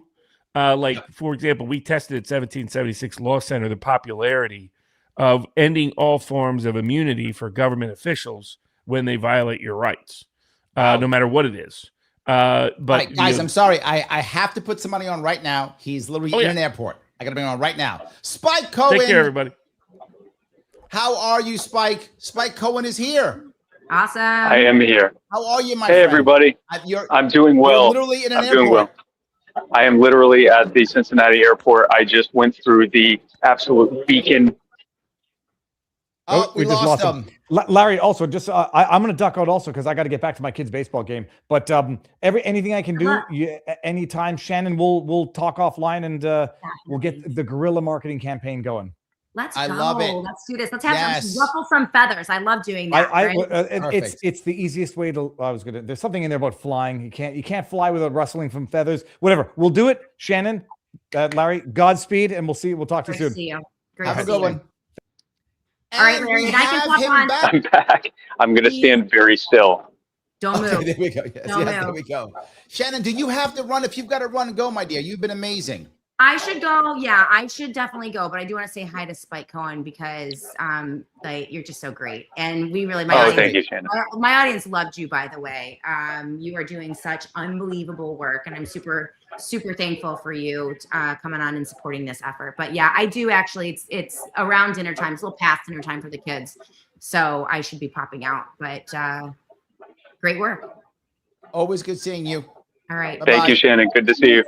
Send those donations. Yes, right. donate. Bye, guys. All right. Spike, you made it, my brother. How are you? I did. I'm doing amazing, Larry. Thanks for having me on, man. Of course. No, I'm glad you came on. We've been talking about how we can move forward, how we can get ballot access, how we can actually make it to where independent parties can have some actual pull, how we can make it to where if we have independent parties, we can start having single issue coalitions, and something else. Maybe when you are the power needs something, independent parties might support them because they don't have to worry about the institutions that you always have to beat up on. Well, and that's the thing, right? I mean, I just got back from, I'm leaving Ohio. We're going to be soon going to California and fighting against an eminent domain action affecting a whole community there. About a week ago, we were in Arkansas. We stopped Sarah Huckabee Sanders from destroying an entire rural county with a public works project that no one wanted. We've gotten legislation passed in multiple states. And the reason we've been able to do that is precisely because we've taken the exact same values that you and I have and the same policies and principles that we have, but we're doing it outside of electoral politics. And that brings us back to the problem isn't, we're often told the problem is what we believe or what we support. And you and I both know that's not it. That the problem is we're having to spend significant amounts of time if we want to run for office. We have to spend significant amounts of time just to even get on the ballot in the first place. That's and the fact that hurdle is so high. By the time we've put yeoman's work into even just being on the ballot, which is not guaranteed, you know that as well as anyone. Now we actually have to campaign and try to win hearts and minds, and so it's a huge barrier to try to overcome. I love that. Phil says, sharp spike of joy. We have all three of them. Yes, that sounds. I love that. That sounds horrifying, but yes, thank you. If that's the only way to get some joy, that may not be good. I'm not sure. That might not be good. You might want to talk with your doctor. Yeah. Yeah, exactly. So no, but the point that I try to bring up is, there are many aspects to the libertarian movement, right? The liberty movement. Some people do X, some people do Y. I'm the crazy one who keeps running for office. So yes, that's what I keep doing. I keep running for office. So I got Shannon to jump on board, which is great because now she's got the bug. So hopefully she'll keep doing it. We need more people to do this. And what I love is you base yourself out of South Carolina, right? But what you do crosses the country. Yes. I'm trying to copy that. What I'm talking about in New York, but my ideas and policies can cross the country. Yep. 100%. I mean, the things that you've been pushing for when it comes to school reform, I remember you talking about, and I hope you haven't completely changed your policy because now it's going to seem ridiculous that I'm bringing it up, but I assume it's the same. But when you talked about, you said, most kids by 10th grade, they know what they're going to be doing. And to continue wasting that money when you could put them in a magnet school or give them the funds to be able to start their own business or whatever way they want to go down and not waste tens or hundreds of millions of dollars and actually, set them up for success. That's just common sense stuff. That's not anything, we have some different ideas that might take more messaging to get people to understand, and ultimately they'd agree with it once they have that messaging. But a lot of your policies are just like common sense stuff that people are probably already thinking. And the reality is, when you win, when you get on the ballot, they win as well. For the same reason that if you go into a grocery store and you only have one or two things to choose from, versus if you have 15 things to choose from, you win having more options. And, who's going to be the governor of New York for the next 4 years is going to be a lot more substantial of a impact on people's lives there than how many sodas they can choose from. Yes. Yeah. And the funny thing is, if I were to go into court and say, hey, there's this law that Coke and Pepsi made up that says only Coke and Pepsi can go into grocery stores unless every other soda gets 45,000 signatures from people and does blah, blah, blah, blah, blah, blah, blah. Yeah. They will go, that's dumb. No. Oh, but for voting, totally fine. Yes, they care less about sodas, I guess. I don't know. You're absolutely correct. It sounds totally insane. It sounds nuts. But before we take a step, how can people find what you're doing right now? Well, if they go to youarethepower.net, they can see everything that we're doing, and they can see how they can get involved. If they need our help, if they're fighting against the government abusing them at the state or local level in their backyard, or even just for them or their family, they can go to youarethepower.net/help. If they'd like to actually become a member of You Are the Power and get involved in what we're doing, they can go to youarethepower.net/join. And if they want to volunteer for us and help us with pushing forward these causes, they can go to youarethepower.net/volunteer. But more to the point of this live stream, if they want to help one Larry Sharpe become the next governor of New York, then they need to go to LarrySharpe.com/donate. Because your problem, Larry, you don't have a lack of charm. And you don't have a lack of policies. And unlike me, you don't even have a lack of hair. Your problem is a lack of funds. Your problem is your only limitation, your lagging indicator, the only thing getting in the way between you and domination of New York, which is frankly the beginning of domination of the world, is for people to go to LarrySharpe.com/donate and give you, they don't give till it hurts. Go to the point of pain, come back a little bit, give to that point. Yeah. I hope everyone is so super rich that they can give thousands of dollars and it won't hurt. But I have a feeling that everybody's there. Yes. If you can give $5 or $10, it still works, right? Whatever you can do, right? Absolutely. Exactly. Yeah. Well, what most people don't know is when I do this run, I don't work. And so that means that I'm spending all my time doing this. So I live in New York City. I have a family. I just go into debt for a year. That's what I do. But the first time I ran, I was $100,000 in debt at the end of my first run. I was $40,000 in debt after that in my second run. I'll be in debt in this run too. I don't know how much yet, but I'll be in debt again. And then I'll work for the next 3 years to pay that debt off, and I'll try it again. That's what I do every single time because I don't have a job. Everyone else running, Spike, is being paid by the government to run. Yep, exactly. I'm the only one not getting a government check to run, and I'm the one they hate. That might be why, because if you win, people go, wait, we didn't have to pay you to do that? And then it's like, no, that turns out I actually spent my own money. So that's, folks, crazy. Again, that's one of the many reasons you should be supporting this campaign. I say this, by the way, as just Spike Cohen, private individual. YouAreThePower.net is a 501c3. Correct. We do not endorse any candidates, campaign policies, parties, so on and so on. Spike Cohen, the human individual, who is a great close working associate and dear friend of Larry Sharpe, would like for all of you to support Larry Sharpe in his run for governor. He's doing an amazing job. The Sharpe Joy ticket is the ticket to make some kind of a dent in the ever dystopian growing policies there in New York. And like you said, victories that you have in the ballot, in policy, they filter through from New York to all through the Northeast and eventually to the whole country. Absolutely. Spike, thank you so much for giving me a few minutes. I appreciate you sitting in the airport. You always show up. You always make us look good. Thank you so much, my friend. You always show up for me. I always show up for you. I love you, man. Talk to you soon. God bless everybody. Bye. Yes, I just had how many people right on this? Had me and Barnes and Fry and Shannon Joy and Spike. I got the whole, everyone's popping up here, which I love, and just pushed this entire first hour so fast. It went by so fast. So I have to go back and make sure something. I didn't say this, Mike, because I didn't want to get in trouble. Don't say money bomb, Spike. It'd be a great live stream. Yes, not in the airport. Bad idea. No money bomb. Correct. But I want to cover some of your questions, your comments, but I want to do something else. Guys, the basic stuff, please do it. I know it seems silly, but this is the only way this grows. You've got to click the like button. I know it sounds crazy, but you have to. Lima, India, Kilo, Echo. I got more people coming on, but before I go there, I do a bit of homework here with you guys. Please click that button. It does matter.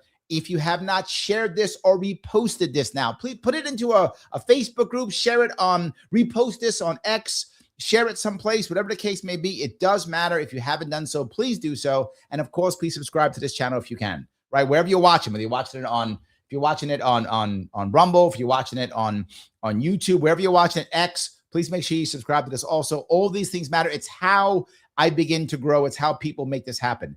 It is important to make that happen. I appreciate it. And of course, this is a money bomb. I'm seeing some people are giving. Please give if you can. It looks like most people are giving about, I see about $100 in about the average.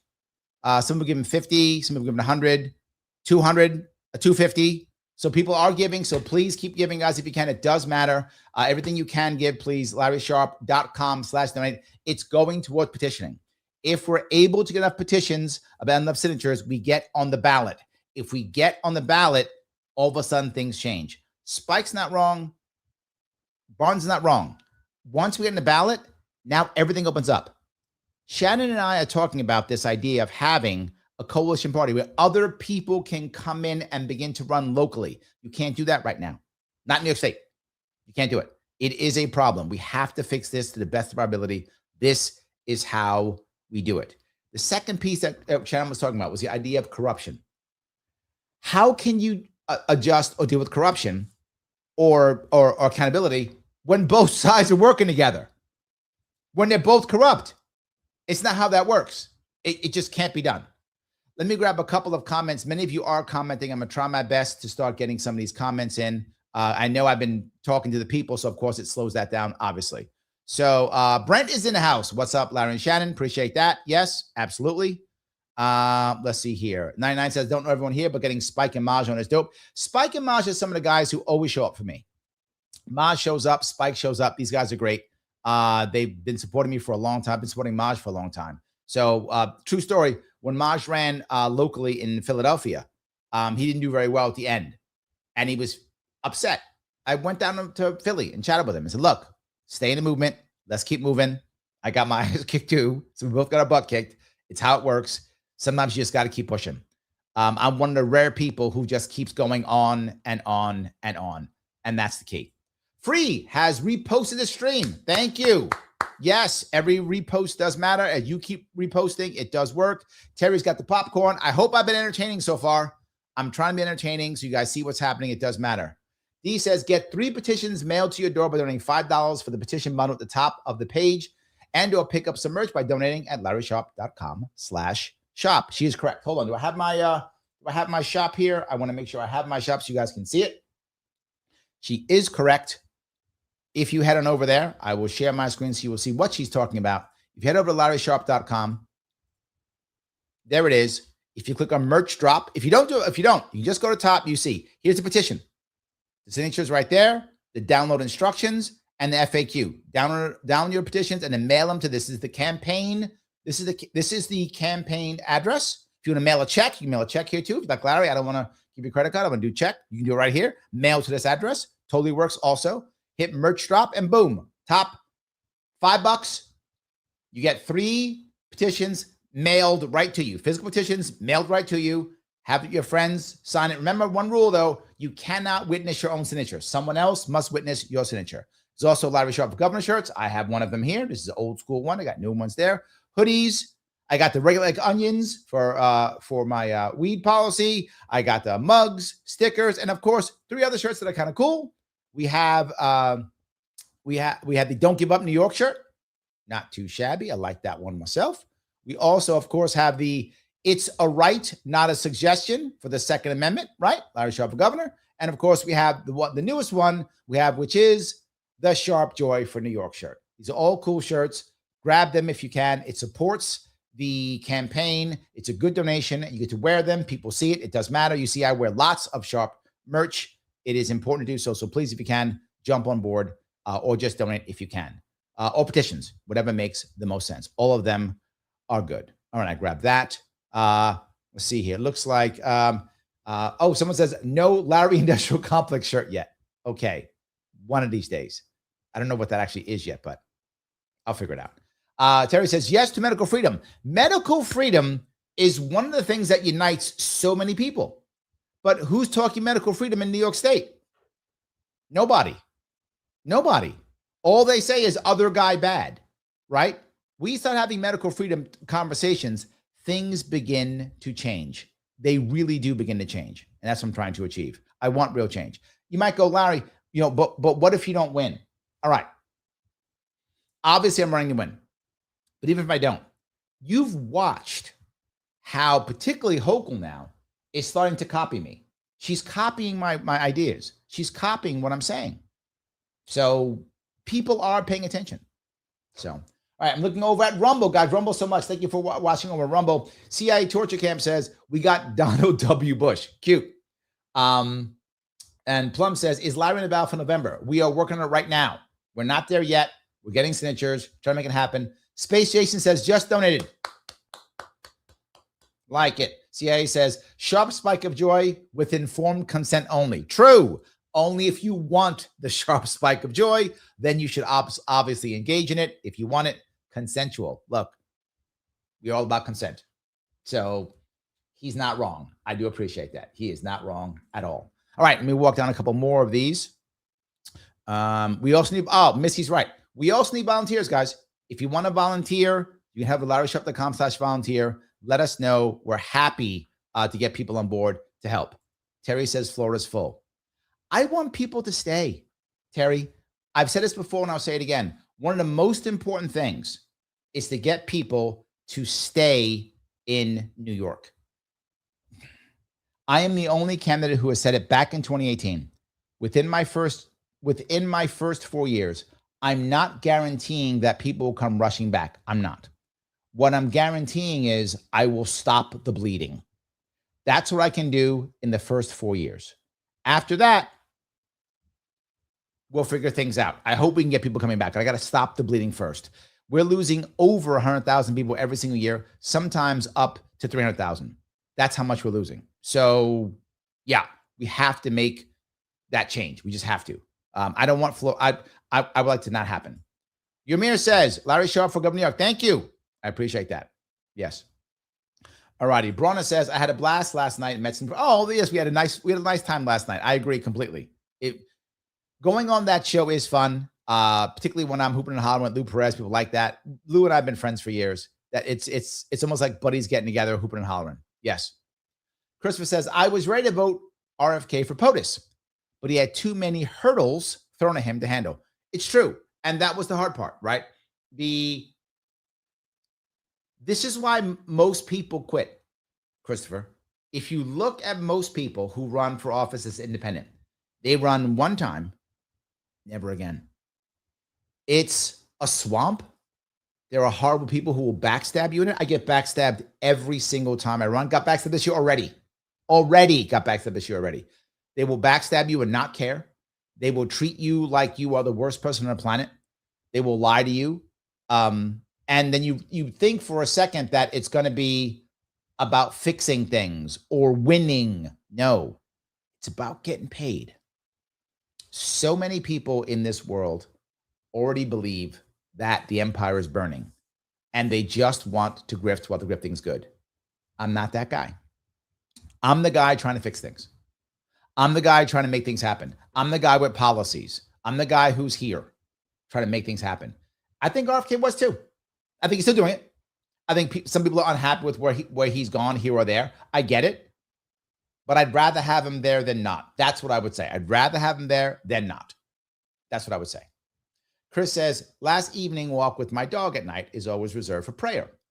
Every night lately, one prayer added is that Larry and Shannon will win in November. Oh, brother, thank you so much. I really hope that happens. I do. I hope you are right. And look, I know it's going to be hard, but Shannon's correct. It is winnable. Viva asked how. I gave you the answer, right? It is possible. Once we're on the ballot, you will watch money, time, energy come flocking. Spike was right. Spike said, he says, Larry, your only issue is money. That's it. Your issue is just money, nothing else. It's true. We get money in, we fix the issue. We absolutely fix it. So I agree. So if we win, we can make it happen. How do we make it happen? Once we start getting that cash, we use that to market. Once we start marketing, if we get past 25%, if we do get past 25%, we have a shot at actually winning. And that's what I'm saying. That's the magic number. 25% is the actual number. So yes. All righty. Let's see here. Mike says full house. Yes, true. Absolutely full house. We had a lot of people popping up here. So many of them. So yes. He says, I can't donate for another 3 to 6 business days. It's okay. Do what you can. Phil says only $10. Choo. Yes, that's wonderful. $10 is good. I'm asking the minimum to be $5 only because that's for matching funds. So $5 is fine. $10 is fine. All good. All good. No worries whatsoever. I appreciate it. All good. Absolutely. We have to make that happen. Phil says choo. That's good. All righty. I asked that piece. And Shelly says, I'm mailing you a check for $750. Oh, thank you so much. Thank you so much. That's amazing. I appreciate that. That's going to help a lot. Thank you, Shelly. And I know that wasn't easy for you to do. For those of you who know, Shelly's been with me for many years. Shelly actually came to some of the court cases that I had. She was there. She watched how the judges just made stuff up to punish me. She watched. It's absolutely true. So, yep. 6022 says, there are insurgents in New York City who are held hostage by bike lanes. Yes. D says, Blakeman has to leave Long Island. Yeah, it's hard. Jerome says, it's not New York. America needs Sharpe joy. Oh, Jerome, thank you. That is very nicely said. I appreciate that. Yes, that is very nice. That's very nicely said. All right, I love that. All right. We grab that one. So he says, thank my friends. Hope we get the money doing it. Thank you, Shelly, and thank you, Shelly's friends. Thank you, Shelly, and thank you, Shelly's friends. Missy says, do you like Larry's ideas? You can learn more about them on the policy section of his website. Here's the funny part. There's actually a policy section on my website. The other candidates don't have one. They don't care. They don't have one. Yes, absolutely. Pete says, how many cities do you have? How many more do you need? I don't know if you were on when I covered that. I did cover that earlier. But just to be clear, we've got a bunch of people, several dozen people out getting signatures for us now. So I can't be sure how much we have yet. I'm not really sure, to be very full with you. They haven't all come in yet. We have thousands, that I'm sure of. We have thousands now. We're going to start putting paid petitioners in coming up here this week and the next week. So they'll start coming in too. So we need to get, if at all possible, in a perfect world, 60,000 total. That's challenging. Can it be done? Yes, that's our goal, which means we got to start getting at least 10 to 15,000 per weekend coming up here the next 2 or 3 weekends. So let's hope we get those. So yeah, that's the hope. So, all right. D says, donate 5 times $20. You can also sign up monthly. Also true. Yes. Andrew says, thank you. Thank you. Absolutely. Okay. I think we got that piece going. I got that piece going. I love this. Terry says, if you really save the two-party system, the Sharpe Joy campaign is a great place to make your stand. Donate for freedom. She is right. We should do that. I agree. That's a wonderful idea. I'm in. This is I like Shannon's accent. That's Western New York. That's where she's from. And she's right, by the way. Not only did New York have a huge part with Frederick Douglass, Susan B. Anthony, but also, by the way, Mormonism. Mormonism began in New York. For those who don't know, that is true. Joseph Smith was a New Yorker. Yes. Gary says, Shannon, the pissed off part is a great name. You know how many people will gravitate to this? The name alone would attract signatures. Do I really want to? But see, coalition sounded so much nicer, I guess, compared to pissed off, but you're not wrong. I mean, it is. So Danny's in the house. How are you, my dear? Glad you are here. Glad you are here. Others are happy here too. Logic. Okay, look at you. You got the whole gang so here. Everyone's waving at you. I love it. Yes. So Rona says, I have the state police. Larry Sharpe. I do. It's true. I do. I will control the Praetorian Guard. See that? I will control the guard. I will. Yes, absolutely. So, all right. See if I grab some more of these here. Oh, I do appreciate this. Jimmy P is reposting the stream. Every time he reposts the stream is going to be great. Yes. Dexter Taylor, absolutely. Dexter Taylor. Yes, and yes. Absolutely. Yes. Pete says bleed out. This is the part I'll bring up. See, Pete's been with me for a long time too. A long time. And when I asked my first lieutenant governor, and that person was Andrew Hollister. Andrew Hollister couldn't do it this time anyway, but I do love Andrew. When I first asked him, I said, I'm going to go out here and do this. I'm going to make this thing happen. It's going to be hard. It's going to be tough. We're going to be bleeding. I said, Andrew, will you bleed with me? That's how I asked him. Will you bleed with me? He said, all right. And he did. When I first ran in 2018, the first thing I did was I wrote myself a check for $10,000. I put 10 grand into my account day one. How am I going to sit here and ask you all for money if I don't put my own money where my mouth is? I had to. So I did. So what did I do? I put 10 grand in and I stopped working and I went into debt. And every time I've run, I've written myself a check. Every time I write myself a check first, because I'm sitting here saying, guys, give me money. And you know, if you've been watching me, you know how I think. I don't get to point my finger at you until I point my finger at myself first. And I like pointing my finger at you. I do. Guilty. I like pointing my finger at you. But I can't do it unless I point my finger at myself first. And I did. I go into debt I'm not making that up. People who know me know I go into debt every time I run. I don't work. I just go into debt. So I bleed every time I run. So I ask you, bleed with me. Don't bleed out. Pete says that all the time. Do not bleed out, right? Spikes in it. Don't give like till it hurts. Don't do that. A little bit of sting. I'm okay with a little bit of sting. A little sting's fine. A little bit of blood is fine. Don't bleed out. But if you can give some, please do so. And you might go, Larry, I don't, and I hear this all the time. Larry, I gave to so-and-so. I gave to so-and-so. I've given before. Okay. If you supported a Democrat or Republican candidate in 2018, if you did, what'd you get for it? You spent time, money, energy, whatever you did. What'd you get for it? They're all gone now. Even Cuomo's gone. If you support Cuomo, he's gone. And disgraced gone. 2022, same thing. What'd you get? You got Hochul? Everybody else gone. They're gone. Zeldin's up at EPA doing whatever he's doing. He ain't here no more. They're all gone. 2026. You think Blakeman's going to be here in 2030? Stop. Go on. Take your money and run. I'm still here. If you put your money into me in 2018, I'm still here. If you put your money to me in 2022, I'm still here.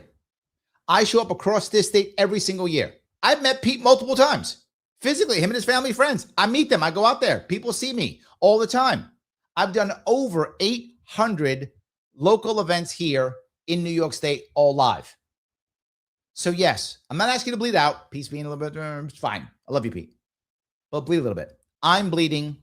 I'm asking you to bleed with me. I'm asking you to bleed out. I'm asking you to bleed with me. That's the issue that I'm trying to get down. I'm trying us all to do, knowing that I am also bleeding. And it's okay. Don't feel sorry for me. I knew what I was. It's my third time. I knew I was going to bleed. That isn't my issue. My issue is, can you bleed with me? That's the issue. He says, are you a Larrytarian? I like that. Larrytarian. I'm going to use that. Thank you. Larrytarian. Amity, thank you for reposting the stream. Everyone reposting does matter. Yes, absolutely. Gary says, it's not simply moving to independence, it's moving above the status quo towards coalition. That hasn't happened yet, Gary. You're right. It needs to.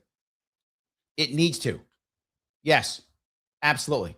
So Roger says, Larry, I need you to commit to making us a citizen this year, constitutional amendment state to get my support. Force amendment through New York State legislature to pass twice, then put it on the presidential ballot. Damn, presidential ballot. All right. You know I'm behind this already. I'm just going to tell you. You used to call into my radio show, and I would tell you I'm on board. What do you want me to do? I say it all the time, Roger. I don't know what you need me to, what you need me to commit to. I say it all the time. All the time. Anyway, guys, I have someone else who I want to bring on board. Someone who is so good at so many things except being a referee at a game show. That he's terrible at. Everything else he's pretty good at is the man himself. The man known, Daniel O'Connell, also known as Free. How are you, my friend? What's up, Larry? Thanks for having me. Yes. You are a multi-talented person except game show hosting. Besides that, everything else you're pretty good at. Yeah, I'm looking for a new gig. I, might sell cars or something like that. Yeah, if the game show thing doesn't work out. Not bad. I actually believe it or not, I used to sell cars. Did you really? Yes, I will tell you an interesting story on this. This is a problem that I had, and it's one of the reasons why I think the way I think. When I was selling cars, I would try to tell people and show them how things like, interest works, what lease versus a buying, all those things. Dude, they didn't want to hear it. All they wanted to hear was, what's the monthly note? That's it. I'd say, okay, I mean, I can get the monthly note down to almost nothing. Oh, do that. But, and then they would literally push stuff out of the way. Like I'd put the stuff down, show them the price of the car, push it out of the way. What's monthly note? That's what I cared about. I sold cars for like 3 weeks. I had to quit. I couldn't do it. I couldn't come home and live with myself. It was terrible. People did not care. We were raising the price of the car. We were doing all kinds. I didn't care what the car cost. So okay, so if you want to pay $100 a month for a car, you can. You're gonna have to put down a bunch of money, lease it for 7 years, and pay so much on the car that it's not even funny. But yeah, you could do it. And they had no idea. True story. Yeah. Did you see I dressed up for you tonight? I noticed you're in a tux. Yeah. And I'm in a t-shirt. You making me look bad? Was that the point? Yeah, I was trying to outdress you, which I figured would be easy. So, but I do want to say I'm honored to be here tonight. I'm honored to be part of this crew that's here to support you. The thing I like about you is this is not just politics as usual. This is the real deal.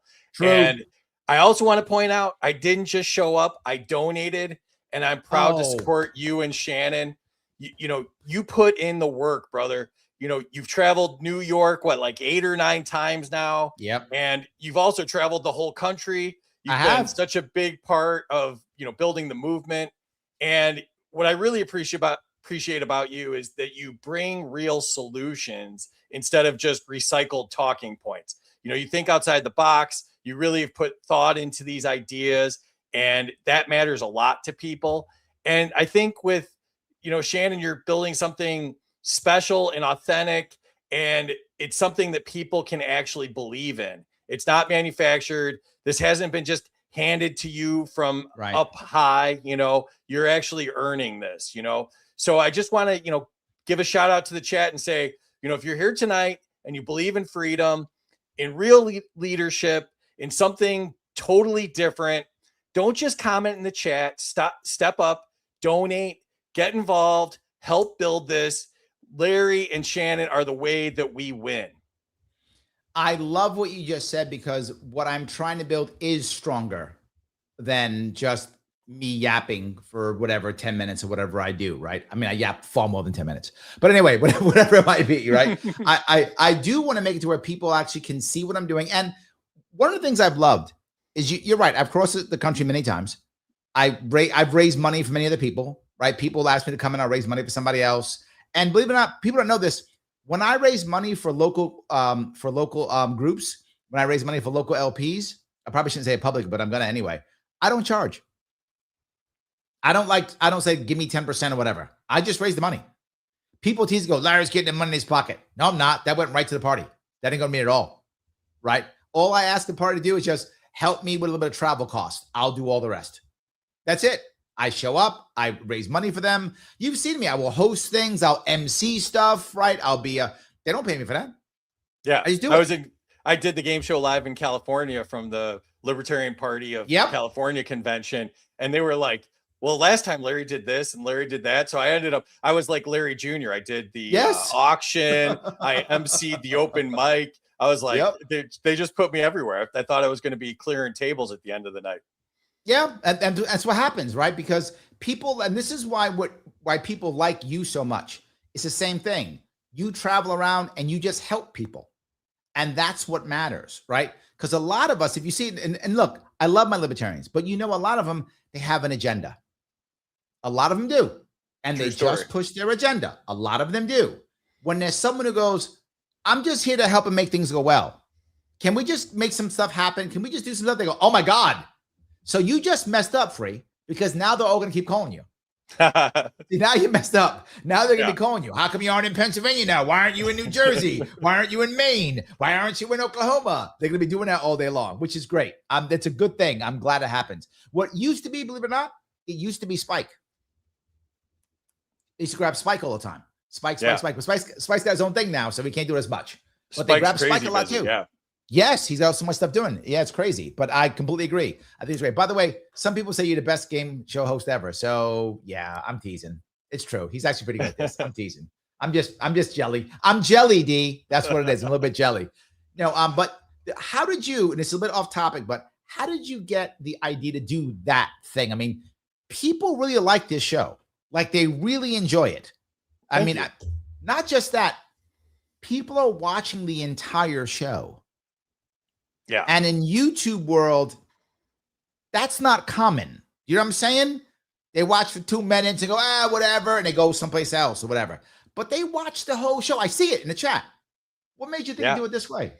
We almost had 20,000 views thanks to you being on last night, and the great Lou Perez and my buddy Brent Freeman. I mean, we had a absolutely live crowd last night.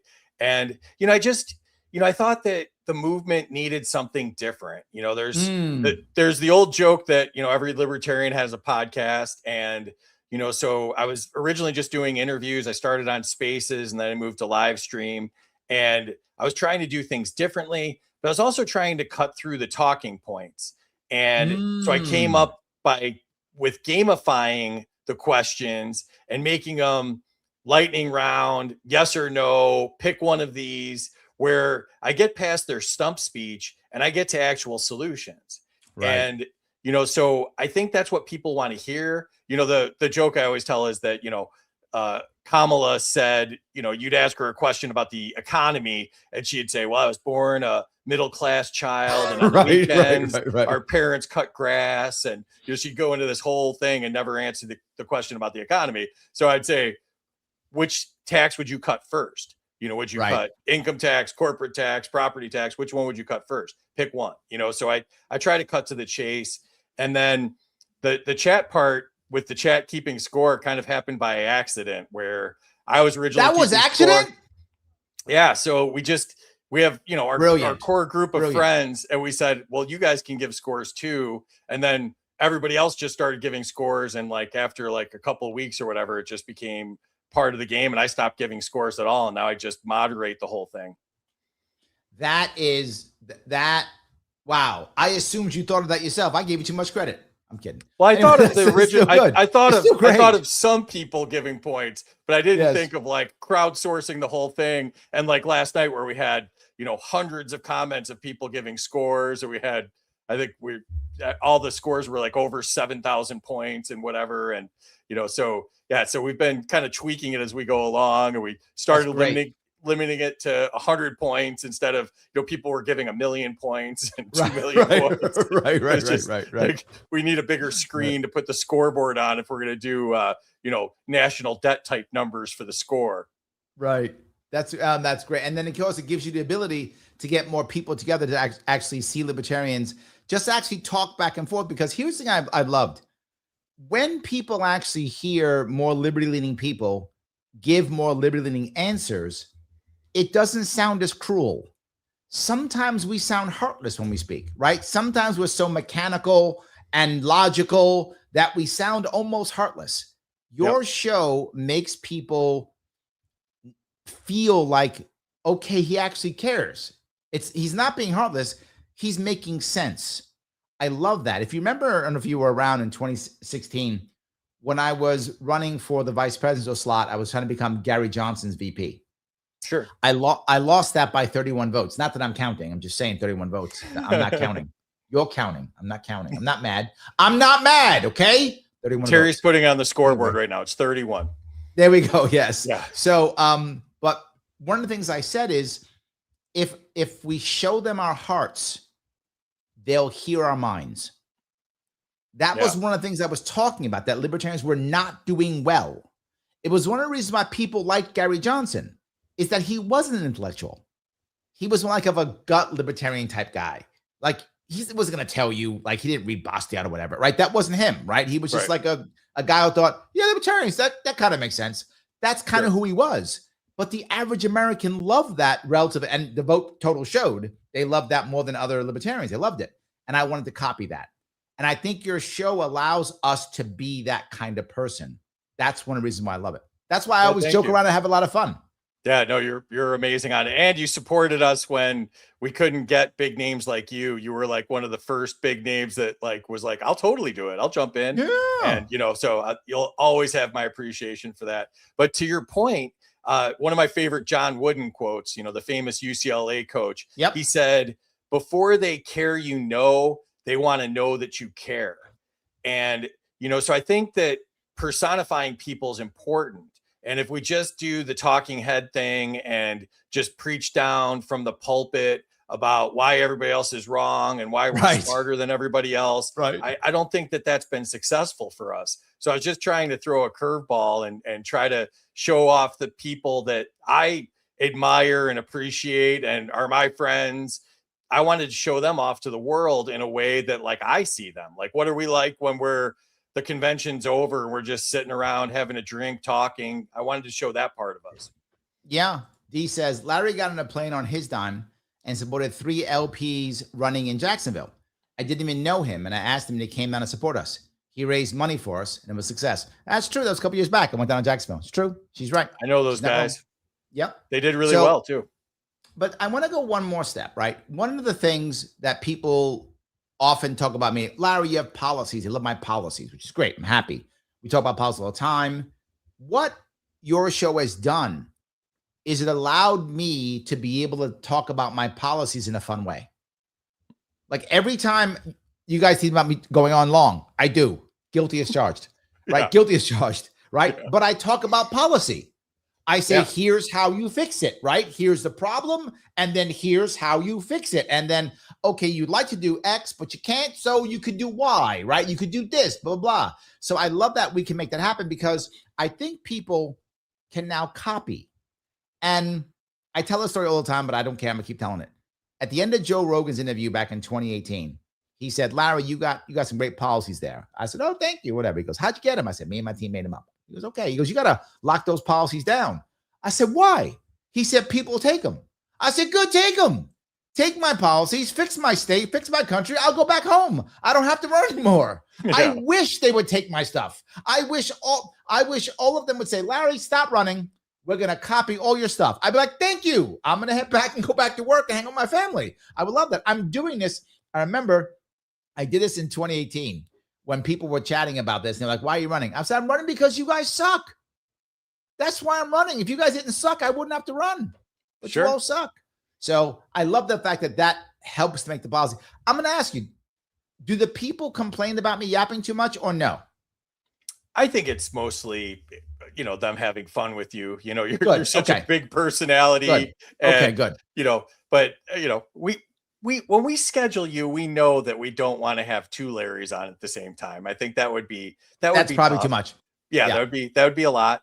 But no, I mean, I think your point's 100% valid. And I try to throw you softball questions to tee you up for stuff I've heard you talk about on your show and in other places to allow you to, put your unique twist on. There's actually a solution here. It's not a problem. We don't have to just talk about the problem. It's a solution that would actually be relatively straightforward.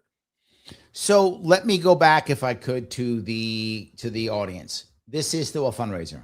I hope you're enjoying what you're hearing. I hope this makes sense for you all. Guys, please, if you can, go donate. It does matter. This is a money bomb. We're going Sharpe Joy for the future. We want these policies to keep moving. And the way what people don't often understand, people listen to executives. This is how Americans work. We don't really listen to the congressmen. We don't listen to the senators. We listen to the executives, right? When you run for mayor, people listen. When you run for governor, people listen. When you run for president, people listen. We listen to executives. Well, I'm running for an executive position. I want people to listen to me.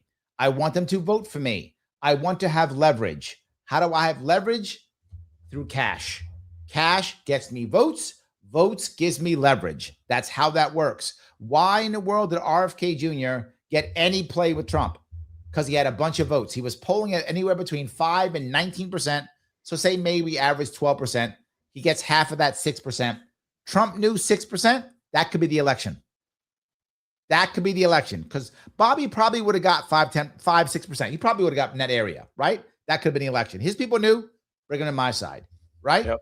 Well, when libertarians, when freedom-seeking people, when people who hate the two-party system start getting 5%, 6%, 7%, 8%, 9%, to Shannon's point, 30% in certain areas. And by the way, in certain parts of upstate New York, I got 26% of the vote.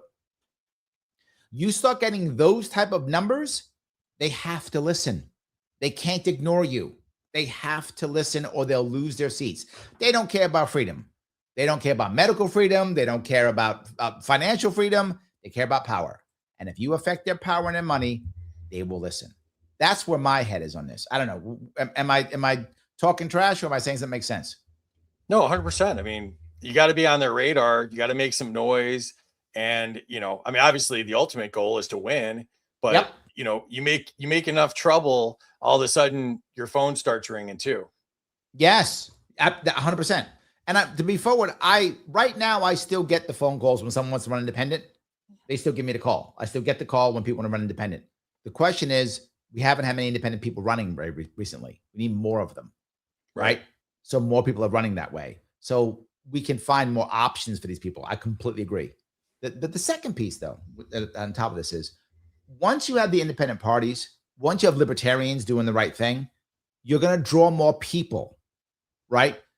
So many people in the libertarian world want Thomas Maggs to run libertarian. I understand that. I do. But let's be honest. Why would he? Right? I understand it. It'd be amazing. I'm agreeing with that.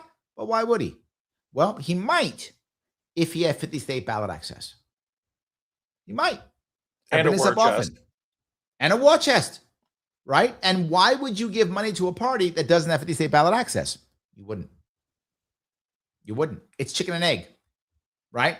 So I'm pushing through this to get ballot access for New York State so that now independent party can actually do something here. The independent party can say, no, we got you. That's what really matters. So that part is really important. And I'm glad you're on board. I appreciate that. Henry says, live free or die. That's funny. That's good. There we go.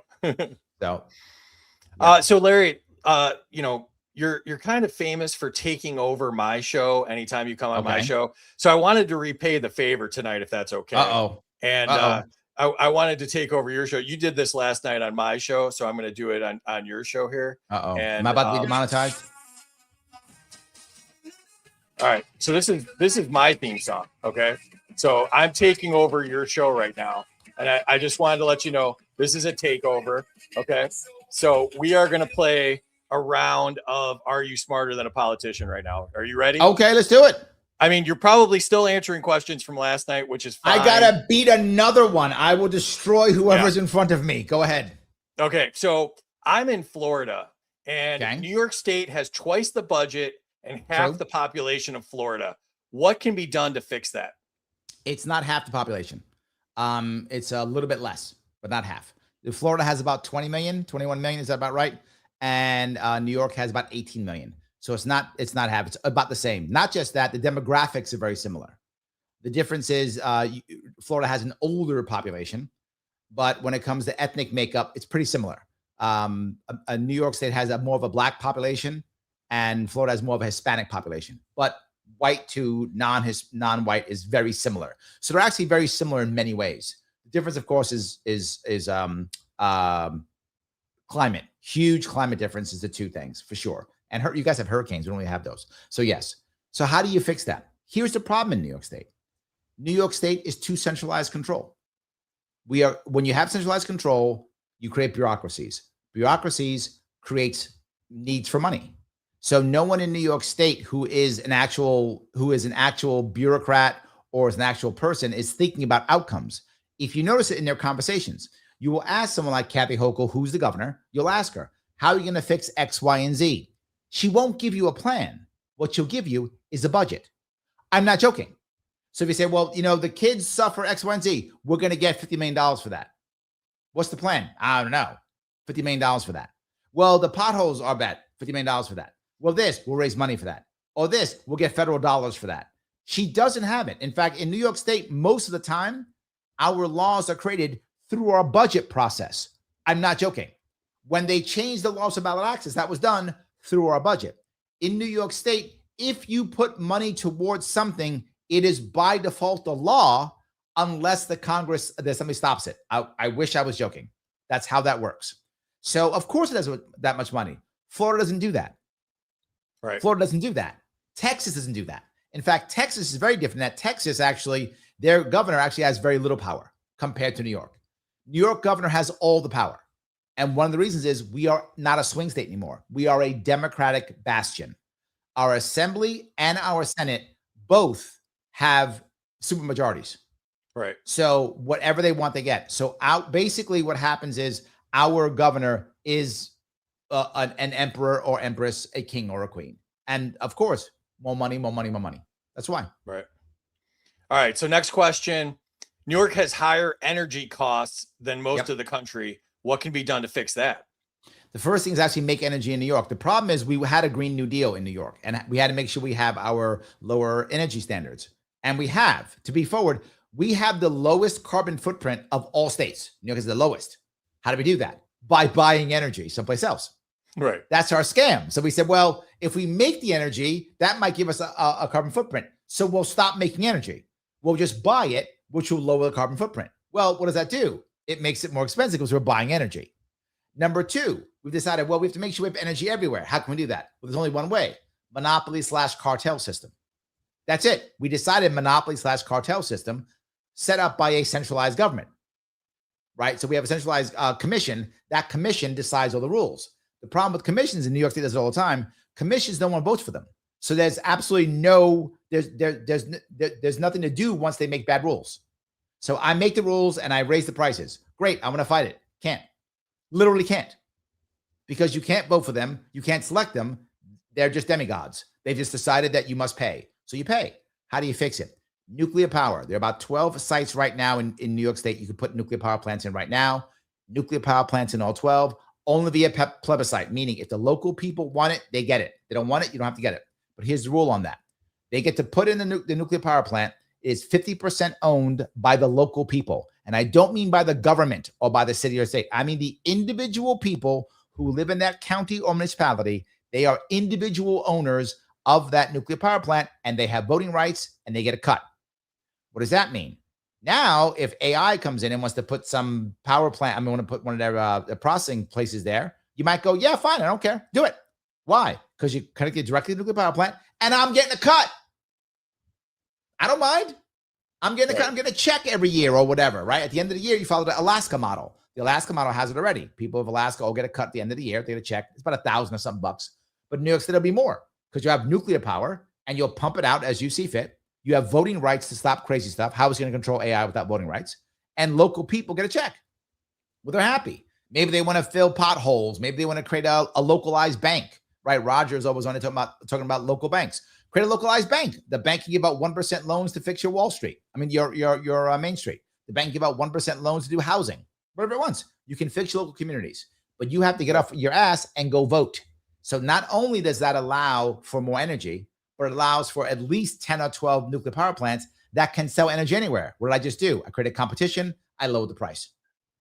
On top of that, people get a cut. People get to decide what they want to do with it. You can fix local communities. I just improve communities too. All right, so I'm an outspoken supporter of Dexter Taylor. We talked about Dexter last night on the show. What can be done for Dexter Taylor? Right now, the only thing you can do with Dexter Taylor right now is help his lawyer. I know his lawyer. I helped him get a lawyer, so I know the guy who did it. Help out his lawyer so that he can get another shot at an appeal. Right now is what he can do. The other thing you can do is donate to me so that I can actually win this damn thing and then pardon Dexter Taylor. I will pardon him immediately. I will write the pardon before I take office. I'm telling you, when I win in November, I will write the pardon in November so that January, when I take over, I just put it on the desk. It is done. It is one of the first things I do. Not just that. I already come up with articles of impeachment for that judge. That judge is Darkay, I think is her name. She will be impeached. I will create articles for impeachment immediately. She will be impeached on day one. She's getting removed. We are punishing that judge and removing her and pardoning him. So do that. And you might go, well, Larry, what if you don't win? Get me on the debate stage. If you get me on the ballot, I will be on the debate stage and I will bring up Dexter Taylor and impeaching that judge on the debate stage. Oh my God, would that be amazing? That is what you can do, my friend. Excellent. And my last question, speaking of judges, how do you feel about New York judges and what would you do about them? Oh, you just want to get me. The judges have failed us so horribly in my state. It is embarrassing. We have to have a way of dealing with our judges. Judges right now don't care about the Constitution. They don't care about New Yorkers. They care about staying in power and party politics that put them there. What people don't understand is judges get selected or they get elected, usually unopposed, which means the party infrastructure is what supports them. That's all they care about. They are beholden to the party infrastructure. Our bail reform is so bad. I actually asked one of our judges, true stories, with his wife. I said, why are you letting these guys out, man? I don't get it. He says, if I don't let them out, I don't have a job, Larry. That's what he said. He said, I don't have a job. The Democratic establishment will remove him from power if he doesn't follow the rules. That's the judge. I was at a judge when in 2022, a judge in Bath. I'm saying, you can't do this. You're creating an aristocracy. You cannot do this when it comes to ballot access. His words open right in court. No, these rules are meant to keep you off the ballot. That's fine. That's what he said. The judge said keeping people off the ballot is fine. What? That was a judge who said that. Now, what was his punishment? Nothing. What was the other judge's punishment? Nothing. What was the judge Dexter Taylor, who said, don't bring the Second Amendment into my courtroom, who said, don't bring the Bill of Rights into my courtroom, even though I take an oath to the Bill of Rights? What was her punishment? Nothing.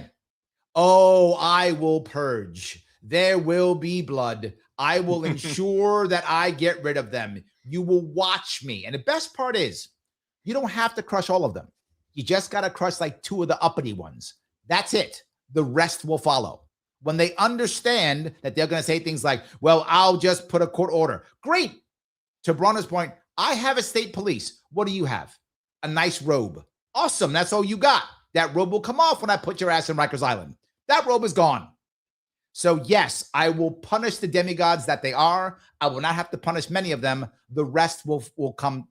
I will bring the judges to heel because no one else will. I will be the God killer. I don't mind at all. Figuratively, not literally, figuratively. I will be the God killer figuratively. I will be that person because someone has to. And once I do it, you'll watch. But the next thing to do is you want to make sure that judges are being judged. Who will watch the watchers, right? You do that through a Yelp type system. I'm not joking. Judges don't have to be harsh or not harsh. That is irrelevant. What matters is, are they fair? That's it. Both sides should be looking at the judge. Are they both saying the same amount of each judge? They are. Judge is fair. I don't care if they're just harsh or not. Are they fair? That's what matters. Are they going through the Constitution? And one of the things I never forgot this. This is back when Gary Johnson was running. He said when he was governor, he would ask this question of judges he'd have to put together. He said, say there's a law. And the law is if you're 17 years old and you were convicted of graffiti, it is mandatory death sentence. And now you're a judge. The jury comes back, conviction. Kid's 17 years old, convicted of graffiti. What do you do? And he said to me, he goes, if they say anything other than sentence him to death, he's good. Doesn't matter what they say. Well, I have to resign, or I got to rethink about it, or all good answers. The only answer that was incorrect is, well, the law is the law. You're a judge. Your job isn't to follow the law. Your job is to interpret the law. And when there's shitty laws, you stop them. You're supposed to protect us from the brain dead chimps in our assemblies that make terrible laws. That's your job. So if you actually would say, here's the sad part, at least half of the judges in New York State would be like, guess he's dead. At least half would do that. If you would do that, what a horrible human being you are. What a horrible human being you are if you would actually say, well, that's the law. Guess I'm going to sentence a 17-year-old to death. Right. You should go, no, dumb law, stupid. I'm not doing it. I'm a judge. Go to hell. Now, do some of them do it? They do. The older judges who've been around for a long time often do. Why? Which is why usually the Supreme Court's better. Usually. Not always, but usually it is. Why? Because they're now no longer beholden to the establishment. So the older judges at the appellate court will sometimes give, it's why very often in New York State, you have to appeal 3 or 4 times before you get an actual good judgment, because the younger judges are all scared. So they can't do anything. They just follow the system. But the older one's like, I'm retiring in 2 years. I don't give a shit what they think. Or he already has established his own power base within his local area to where he has his own money. He's his own mob boss. So he doesn't care anymore because they can't touch him because he's got his own turf. Then he'll do the right thing. But otherwise, they don't. Right. I went long again. I'm sorry. I always go long. That's all right. That's why I only gave you 3 questions, because I know you, man. You know, I've got the scouting report on you. Dude, I appreciate you coming by and giving me so much time. I really do. Thank you so much, my friend. Of course, man. And, I just wanted to say, everybody out there, please donate. Larry's one of a kind, no scripted talking points. He's got solutions, not sound bites. He brings a clear, actionable plan, not vague promises. And he can explain how to fix these problems that these people are creating in ways that actually make sense to real people. And that's rare and it's valuable. And we need to get him elected. So please, when you're out there, donate or help out, go get signatures, do what you can. Like Spike said, go to the point where it's uncomfortable and then come back just a little bit and do that much. Thank you, my friend. I appreciate it. Have a great night. Yeah, you too, brother. All right. Bye. Amazing having him on board. Amazing having him on board. He's a great guy. I'm so happy that he's here. I have someone else who I want to bring on. Someone who I adore so much. Someone who has absolutely been with me through thin and thick and all the other things, through so much for years. She was with me in 2018, 2022, and she's here in 2026. A woman who is amazing, wonderful, beautiful, smart, funny, all the things that are good. The one and only Chrissie Mayr. How are you, my dear? I hit my own applause button. I hope that's okay. I love it. I'm glad. Now, when Larry says I've been with him through thick and thin, he means me, like before I got pregnant and now after I've been pregnant. My current form is more of the thicker variety. But Larry doesn't judge me for that, which is good. Never do, ever. You are amazing. I have prepared 0 questions. The last guy did all his homework. I didn't know I was supposed to. But what I have done is come up with another donation tier. Like, I don't know if you have shown people the Larry. Oh, hold on. You have an echo. Oh, I have an echo? Yeah, someone just said you have an echo. See, Larry has an echo now. Okay, well, now you get to listen to us twice. See that? I'm extra good. If you guys go to LarrySharpe.com/donate, you know how there's like the top tier, $250 is the sharpest, $100 is even sharper, $50 is feeling sharp. But I think we should have like a $10 tier and just call it like blunt object, because it's not sharp. Okay, hold on. But it's I'm going to show it now. Okay. There we go. Ooh, see, I think we should put a low donation and just call it like blunt, like the opposite of sharp. Club. Yeah. That's what we call it. Feeling soft. Yeah. $5. Feeling weak. Yeah. Not sharp.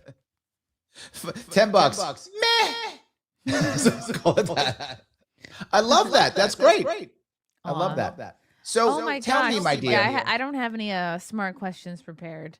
You don't have to. Okay. Here's what I want to ask you. Tell the story of how you got gold-pilled when we first met on Fugelsang's show in 2017, 18? Oh my gosh, this was so long ago. It was, this really was like 2017, 2018. I wasn't really like a full-blown Trump supporter yet. That might have been 2018. And I was like finding my way out of my like college feminist programming. And I was like dating a really great man, now my husband, who was kind of helping me parse through some of my ideas and like, do you really believe this? I remember we got into a fight once. I was like, okay, if you had to vote for one or the other, would it be Trump or Hillary? And he said Trump. And I remember that was like a fight. Like I rolled over and didn't talk to him for the rest of the night. I'm like, that's so insane. I can't believe that was even me. But yeah, I met Larry, I think through my husband or like my husband's brother, and just through regular conversation, because as you guys know, Larry is very much a regular person. He's not like, you don't have like a used car salesman vibe, which so many of the politicians do. And it's just, it's hard. You don't even seem like a politician. You're just like a person with good ideas. And so every couple of years, I'm like, why? I'm like, what? It's always the people that should be in charge aren't, and always the people that should not be in charge end up making their way there, and then they're suddenly worth millions of dollars, which I would love to see for you, Larry. I would love to see you go corrupt eventually and be like on a Pelosi level scale of net worth. I would just love that for you. What I keep saying is if I cannot be corrupt yet. You got to give me some time. Okay. Anyway, so yeah, the gold pilling happened. I think I may have like hosted an event for you, or I helped something. I remember we were like, we met up with a bunch of people in Grand Central Terminal, and it really just was, unless you remember something specific, I think it was just through like conversations that made me realize like, oh, I am for less government. Like, oh, I am for like just generally less of everything and giving more rights to the people. When we were talking, I remember you kept asking me questions. You were telling jokes. I was laughing at your jokes. And I was saying, well, what about this? I kept giving you answers through your jokes. And I think that's what got you. Like you were giving a joke and I was like, let me tell you the thing. And here's how we can fix it. And here's an actual answer. And you were like, wait a minute. That wasn't a joke. That was a real answer. Oh my God, that's right. Look at it's D effing Liberty in the chat. She remembered when I sang Larry Sharpe do do do do do do Larry Sharpe do do do do do Larry Sharpe. It really, you have to make a campaign song like this. I think it would. You'd be missing. How old's your little man though? He just turned 2. There we go. I can't believe it. I can't. Maybe we have to make it happen. You and I think my husband would be upset at that, but we don't have to tell him. I suppose anything for the. It's all good. Don't worry about it. Yeah, don't worry about it. Yes, it's all good. No, but we can sing the Larry Sharpe song. Oh yeah, and the little man will love it. Oh, that would be great. Oh, how that's fun. something. So tell me, why did you agree to be my MC more than once? That seems like a crazy thing to do. It is a crazy thing to do. I just have always believed in you as a person, even and especially more so as I began to learn about how the deck is so stacked against you and people like you that are more on the independent side that want to run. And I just find in times where you feel like it's hopeless and it's what's the use? It's a big club, you're not in it. It's like it's the deep state, it's the elites, it's unchanging, we can't make a dent. So that attitude sucks. Don't be black pilled, be gold pilled, be white pilled. Like you can always do something small. And like you said with the last guy, it's just about getting you on the stage. So if I'm on the stage, you are going to see people go, oh my God, I didn't know that guy could do this. This is what we know from what we actually know from Jesse Ventura back in Minnesota. In Minnesota, what happened is he got enough on the ballot, and then he got into debates, and he crushed it in debates, and before you know it, everybody was following him, and that's how he became governor. Okay, I just pushed my echo cancellation button. I don't know if that's good, because I know like whoever's running the show is muting me a lot. So hold on, do I have an echo now? Are we better? No more echo. It worked. Oh boy, look at that. It worked. Nicely done. Yeah, I think you've always had really good ideas, especially when you told me about the bridge thing. Yes, people love that. People about that.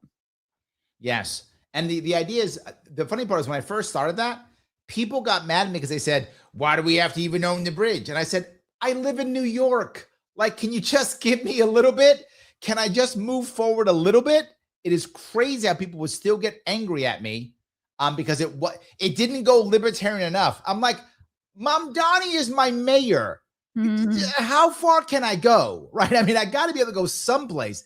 That's the crazy thing, right? That's the crazy thing. But if Larry, we actually debate, good. Oh, I wonder how have things improved for you since you first ran? And like, what are some new challenges that have come up since your first run? It's going to sound weird about this. Improvements. Since I ran, I don't think any. I don't. I think things work worse than they've ever worked. It's hard to do things in the state than it's ever been. Business is tougher than it's ever been. So I think everything is tougher. Nothing's easier. So nothing's gotten better. And I think the other part that's tough is people have given up. That's the hardest part for me. That's the worst part. People accept that that's just the way it is. So I want to get, I don't know, a driver's license, or I want to get a business license, or I want to do. I have to jump through 17 hoops, and everyone's okay with it. I want to get health insurance. It's now 17 different websites and 4 different companies, and everyone's okay with it. I want to get whatever, my cable installed. It takes 3 weeks or whatever, right? Everything is that way in New York, and people aren't even angry anymore. They're just like, that's the way it is. Yeah, you're at the mercy of however they want to do it. Yes. And so they're packing up and leaving, and they're not caring anymore. That's the hardest part for me, to be forward, Chrissie, which is why I love how you keep having me on. You keep showing up. You don't quit. You haven't moved yet. You're still here so far. But a lot of people, they're just like, I don't care anymore. I'm leaving. Larry, I get a lot of this. Larry, I love your butt. I get a lot of I love your butt. And I'm like, I don't want the butt part. Yeah, just take give the me butt that out. part. Mhm. Take the butt out, you people. Mhm. Weirdos, no more butts. Just say yes. And I love your butt a lot. I think that's the hardest part for me. That part. Do you see it too, or is it just me? Because a lot of people, man, just typing into Zillow what you can get for your money house-wise in, say, like Yes. Pennsylvania, really literally any other state. Yes. Don't do it. It's depressing. So Absolutely. I can understand these people that move out, but at the same time, like, if you can stay and do something to save the state, like, you should. Yes. You Mike eventually, asked a we don't question, want to though. give it up. Mike says, Chrissie, as a mom, you think about the future, I imagine. What policy do you think that Larry can do that would be best for your child? Ooh, he asked you a question. He's ready for you. Oh See? my gosh. Mike was ready for you. That's interesting. What I would love to see is, because my baby is not vaccinated at all. It wasn't something I was planning on doing. It just through talking to. Wait a minute. That's impossible. How can he be alive? He's alive. That's impossible. Clearly, that's impossible. And, You're lying to us all. It was Yes. really challenging to find even a pediatrician that is willing to see him. There's only like really a couple between like New York, Jersey, Connecticut that would even see a kid with no vaccines and like not push them on him every time. Yep. But I'm basically planning to homeschool him unless something changes, unless there's like some big maha change. And like, yeah, jabs aside, you look at the state of public schools in New York, and you're just like, ugh. But if something were to dramatically change, like I know RFK has already taken a bunch of vaccines off of the regular schedule, which is amazing. But I know I feel like so much more is required for New York, because pediatricians won't even take a kid as a patient, or like unless you're going to have the New York State like number of vaccines. Like, so basically the vaccines have to line up with whatever you're going to need for school. And the pediatricians are in lockstep with that. So that's why they won't see you unless you're going to do all that. Absolutely. This is one of the reasons why I talked about the idea of starting as you probably heard me talk 1,000 times, of starting an actual sovereign fund for New York State that pays for education directly. If it pays for education directly with no strings attached, local people decide what happens in their own schools. Well, we're not going to, what if you don't follow the state's guidelines? So they don't get any money from the state. Who cares? That's how they control you, is through money. Mm-hmm. So I don't want to follow the guidelines. Okay, you don't. Well, what if you don't follow federal guidelines? You're not getting federal money. Who cares? You do what you want. You want to give your family a massive amount of jabs? Okay, up to you. Look, people decide. Not just that, you get a credit. See, if under my rules, you're going to get a credit. I moved it up to about $24,000 per year per kid with an $8,000 credit, which means if you want to homeschool or put your kid in private school, you get an $8,000 credit. That's almost as much as they give to each homeless person in New York City. Per week. Yes, almost. Oh, almost. I was looking at my kid like, look, you'll do way better to be homeless in the city. Like, I'm just saying, he needs to know what he's going to get himself into. I completely agree. Homelessness is probably a better idea in that regard. I would agree. I think you're probably right. Yes, absolutely. I do love that idea. So no, I mean, I love the fact you want to homeschool. During the lockdowns, I homeschooled my youngest. Wow. And the reason was, I remember. What grade? She was 6, 7, 6. Okay. So something in that area. She was little, okay. 6 or 7. 6 or 7 years. 6 third grade? No, I think she was. Hold on. I think she was 6th grade. I think 6th grade. I think 6th grade. But But anyway, how did you learn how to homeschool?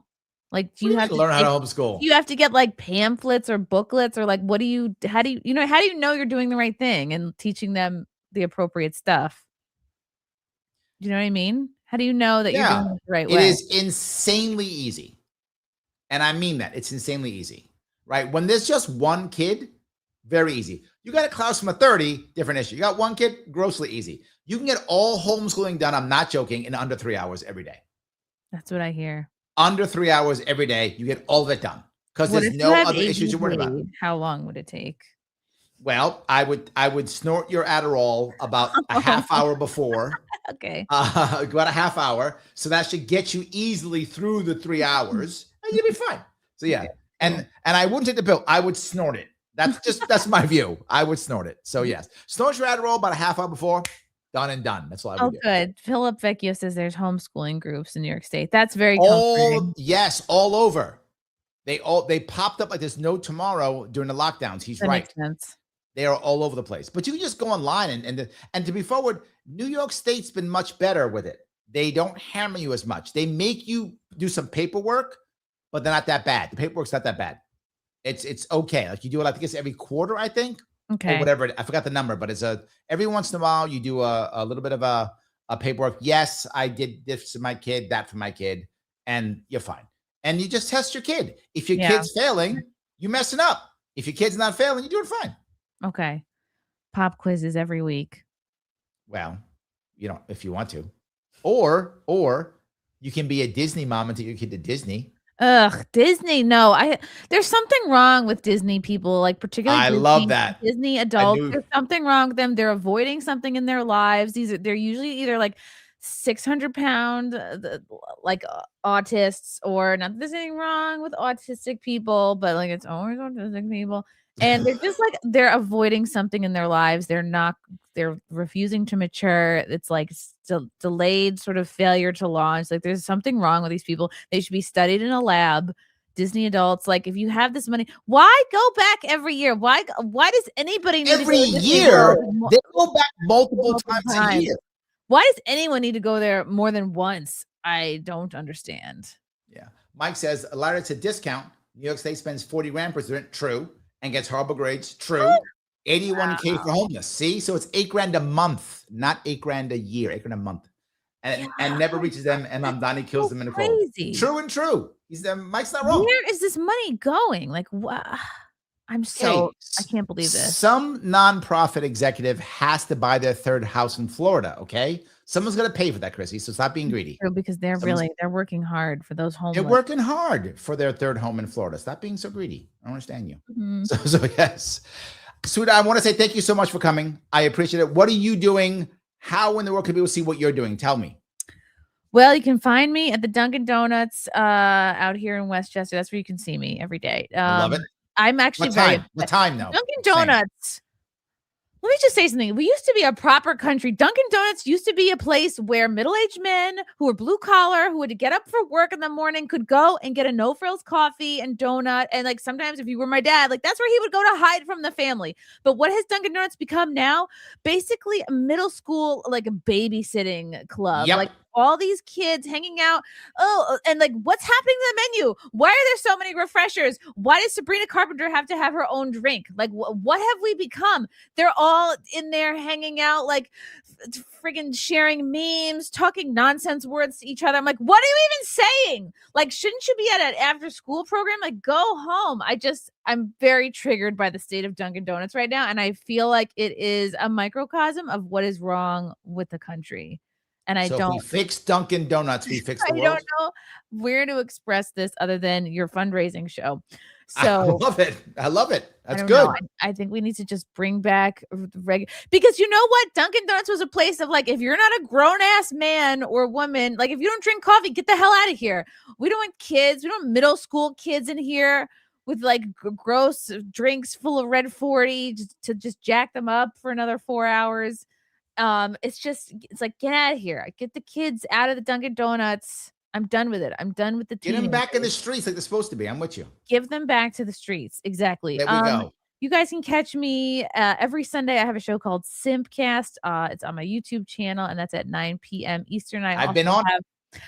Larry's been on it. I also have a show called Nightmare, which is my in-studio show. Actually, on Monday, I'll be having comedian Joe Curry and comedian Glenn Miller in studio at 9 p.m. Nice. And then he supported me too. Glenn Miller supported me too. Wow. Yeah, he's great. He did. Wednesday, next Wednesday, the 6th at 9 p.m. I'm going to have Melanie Mack on my show. That's going to be virtual. And then next Friday, every Friday, you can see me on Friday Night Tights on Nerdrotics channel. But then next Friday, additionally at like 9:30, I'll have Megan Fox, not the Megan Fox, a Megan Fox on my show. She's just as good. She's had less cosmetic work done on her face. She's kind of like a lawyer. Anyway, yeah, I would say subscribe to my YouTube channel or Rumble if that's your thing. Follow me on Twitter, Instagram. Basically, everything is Chrissie Mayr. So we're going to quote you. Phil says, those kids were made for the streets. Get Chrissie. The kids out of my Dunkin'. There we go. Exactly. Get them kids out of my Dunkin'. You fix that as Governor Larry? I am. I'm literally going to write a law that says no more middle school kids in Dunkin'. Sabrina Carpenter drinks off the menu. I'm going to call it Chrissie's Law. Okay. I'm going to call it Chrissie's Law. Absolutely. Okay, my dear, always good seeing you. Always good seeing you. You too, we'll Larry. talk soon. Thank you, guys. Bye-bye. Bye. Yes, the one and only Chrissie Mayr. I adore that woman. I'm so happy she came out. Been supporting me for a lot of years. So happy that she's still there. Go check her out, please. And if you want me, look, I can sit there and chat with Chrissie Mayr. And actually, by the way, she got me to do part of stand-up comedy back in 2018 for the first time.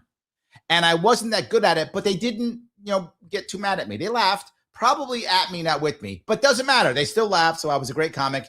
And I'm a great, this is comic time because I have another comic I want to bring on, believe it or not. Another one. Now, this one is not as good looking as Chrissie. Not at all. In fact, I'm not sure he's good looking at all before you. That's fine. Doesn't matter. He is still my brother, my friend, the one and only Lou Perez. How are you, sir? Larry, I got a haircut just for this event. Look at you. What happened to the locks? They're gone. They're gone. For those of you who haven't been following me, it turns out the last time I got a haircut was a year ago. So I was rocking a ponytail. And as I would say, look, if you can't handle me at my ponytail, then you don't deserve me at my no ponytail. And so this year I found out who my real friends are and my real lovers are. I was with you for both. I don't know if I want to be your lover, but fine. If we got to look, I got to win this thing. If that's what it takes, brother, that's what it takes. I'm saying, just saying, got to do what it do. I got to do what I got to do to win this thing. That's all I'm saying. I hear you. So yes, absolutely. So Chrissie's in the chat talking trash. She said, wow, Lou Perez has to follow me. Tough break. I know. It was one of those instances where I'm backstage and I'm like, you know what? I'd rather just hear Larry talk with Chrissie than me break in and it's like starting from scratch. Like, what are we going to talk about? There we go. Well, there are some people who saw us last night. In fact, Bronna says, I saw this movie last night, the Larry and Lou show. Yes, but this is Larry and Lou 2 Electric Boogaloo. It actually is the better one. Yeah. The writing on this one is going to be so much tighter. And we have a bigger budget, much bigger budget. True. You could tell. We're taking up way too much room on screen too. 100%. That's how we like it. 100%. Yes. And Amity's already given you points, 200 of them already. Thank you. And I think, is that Brent talking trash? Everyone's talking trash. I love it. Yes. At me. Absolutely. Mike says, remember, folks, no other candidate will go live to about policy in everyday life with great guests and support for that reason. This is worth donating to and supporting. This is good governance. I appreciate what Mike just said because I think that's true. What I've tried very much, and Lou, you know me for years. When you meet me, I'm the same guy that I am here. Like I'm not telling some guy one thing and then telling somebody something else. I'm the same guy. It can be upsetting because you feel because you're like, hey, I got Larry alone. He's going to show me who the real Larry is, and he's just the same guy. It's the good and bad. It's bittersweet. It's like, I know a lot of other, politicians obviously have skeletons in their closet. Larry will be like, oh yeah, here are my skeletons. I carry them with me. And I'm going to show them to you right now. Yeah. Absolutely. I love that. It's true. So Bronner got the Electric Boogaloo joke. Okay. Some of you don't know that was a thing many years ago. So yes, that was actually a thing. Electric Boogaloo was. Breaking 2, by the way, was the name of the movie. electric boogaloo. And there was actually a time. There was a time when youths used to settle their differences instead of fist fighting. They would breakdance fight. That's true. If you are a child who grew up watching stuff in the 80s, you might actually believe that. That's true. And that they would dance off and they get served because they made the movie called Served. Yes, that's true. Absolutely. So we could do that. So do you want to do a dance off? Do you want me to just, I mean, I may have to embarrass you, Lou. I don't want to, do you want me to do a dance off? No, I can't be embarrassed tonight. This is crazy. No. Okay. No. So no dance off. I need some dignity to remain. Do you? Okay. I got you. All right. Hold on. Someone hold on. In comedy shape. Did you put a picture someplace? I did. Some would call it a thirst trap. Hold on. Okay. If you guys find that picture, just send it to my wife because that's how I do foreplay. Oh, is that how it works? I put the word out on social media and hope that it gets to my lady. Hold on. Now you do this. I got to check this one out. Hold on here. Let me see if I can get this up because I'm gonna find this right now because you shouldn't have done this because my people are good. They got you. One of the podcasts I host is the Lou Perez podcast, and I had a guy on named Jason Gagne who has a there you are. Look at you. There I am. He has a workout program, and I figured, it was appropriate to show my body since we were talking about exercise, and that's my body. That's how it. That's how. Are you on keto? No. So if anybody's lying. If anybody's interested in what I do, so I count calories. Mm-hmm. I have a scale that I use at home, and when I go on the road, I bring the scale with me, and I weigh out the food that I eat. Now I'm not restrictive as far as I'm not keto, I'm not paleo or anything like that. All right. Sorry, hold on. Gay. Yeah, pretty gay. So gay. So gay. So yes, just saying. So gay. Yep. Sorry. My abs are bisexual. That's the way that anybody. I'm happy for anyone to enjoy them. I Bronner actually thinks that he's gay now. You've turned him gay. You turned Bronner gay. Look what you did. The only way to turn him straight again is to breakdance battle. Like that's the only way I'm going to get him out of this. Done and done. We got it. Yeah. So if you keep track of how many calories you're putting in and how many you're burning, that goes a long way. And then I try to have some markers like I try to hit like 200 grams of protein, 40 grams of fiber or more. And I try to keep saturated fat. And this is where we might disagree, but I try to keep saturated fat around 20 grams. So you're basically keto. I accept this is real then. Yeah. Okay. Because if you weren't keto, then I'm going to say you're lying. Did you just Photoshop? But you said it's and I'm of the mind if people are looking to lose weight, I think you can lose weight on basically any diet. But you want to pick the one that you're going to be consistent with. And then Larry, I mean, I agree completely. You've been doing your diet for what? Yes. Like decades now, it seems like. 15 years. Absolutely. Yeah. I agree. I say this is important for everyone. I think about change all the time. Change is very hard, but you don't want to ever go on a diet. You want to go on a lifestyle change. Right. 100%. Right. So mine was because I don't work out as much as I used to. I spend much more time in front of my computer. The only way I can keep these guns is by making sure I have a lot of protein. Otherwise, I can't do it. So that's why I went to keto. It was so much easier to keep the protein in. I don't work out as much as I used to, so I can still stay in shape. So yeah, I mean, most people don't know. I'm pushing 60. You look great, man. Like people don't know that I'm pushing 60. It's true. I'm pushing 60. And so I'm looking at that and I had to change my lifestyle. You should look at your brain. This is a little interesting I do when I'm training people. Look at your brain like a forest. I'm not joking, like a forest. And things you've been doing, there's a nice wide open path that you've been walking down this forest for years. So why would you go down any other way? It's a nice open wide path. I've been walking down that forest forever. Well, now here comes Larry Sharpe saying, don't do this, try this thing. Or Lou Perez, don't try this thing, try that thing. Well, now I got to go through this forest. I got a machete out. I got to chop through the trees. I got to get through everything. It's hard. But if I just keep doing it and keep doing it and keep doing it, eventually that will open up and become easy. And the one I used to use will grow over.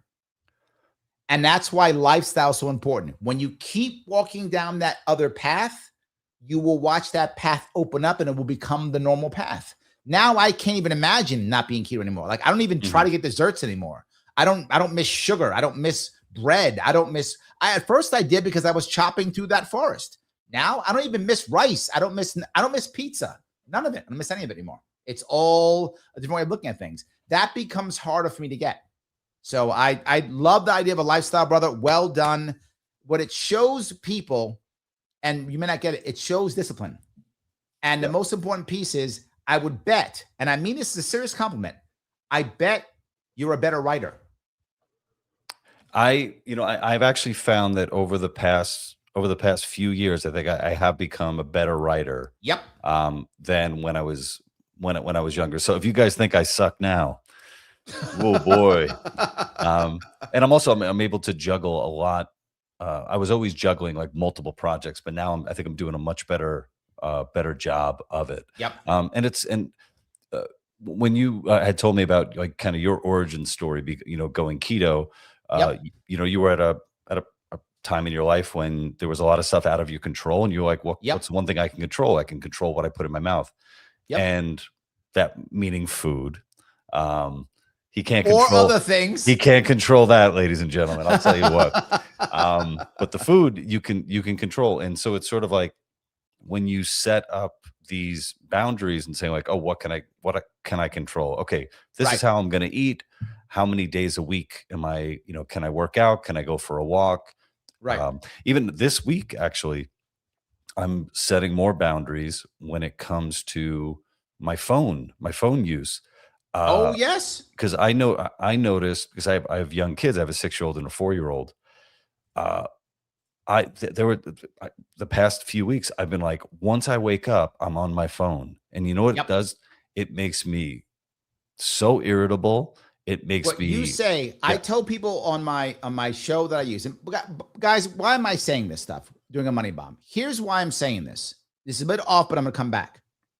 Making people happy is important.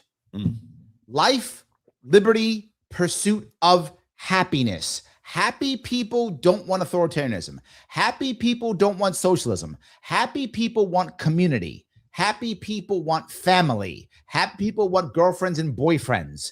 Happy people is what makes America great. Let's make people happier. So what did I talk about when in my piece? I said, one thing I want people to do is when you wake up in the morning, go at least 20 minutes with no phone.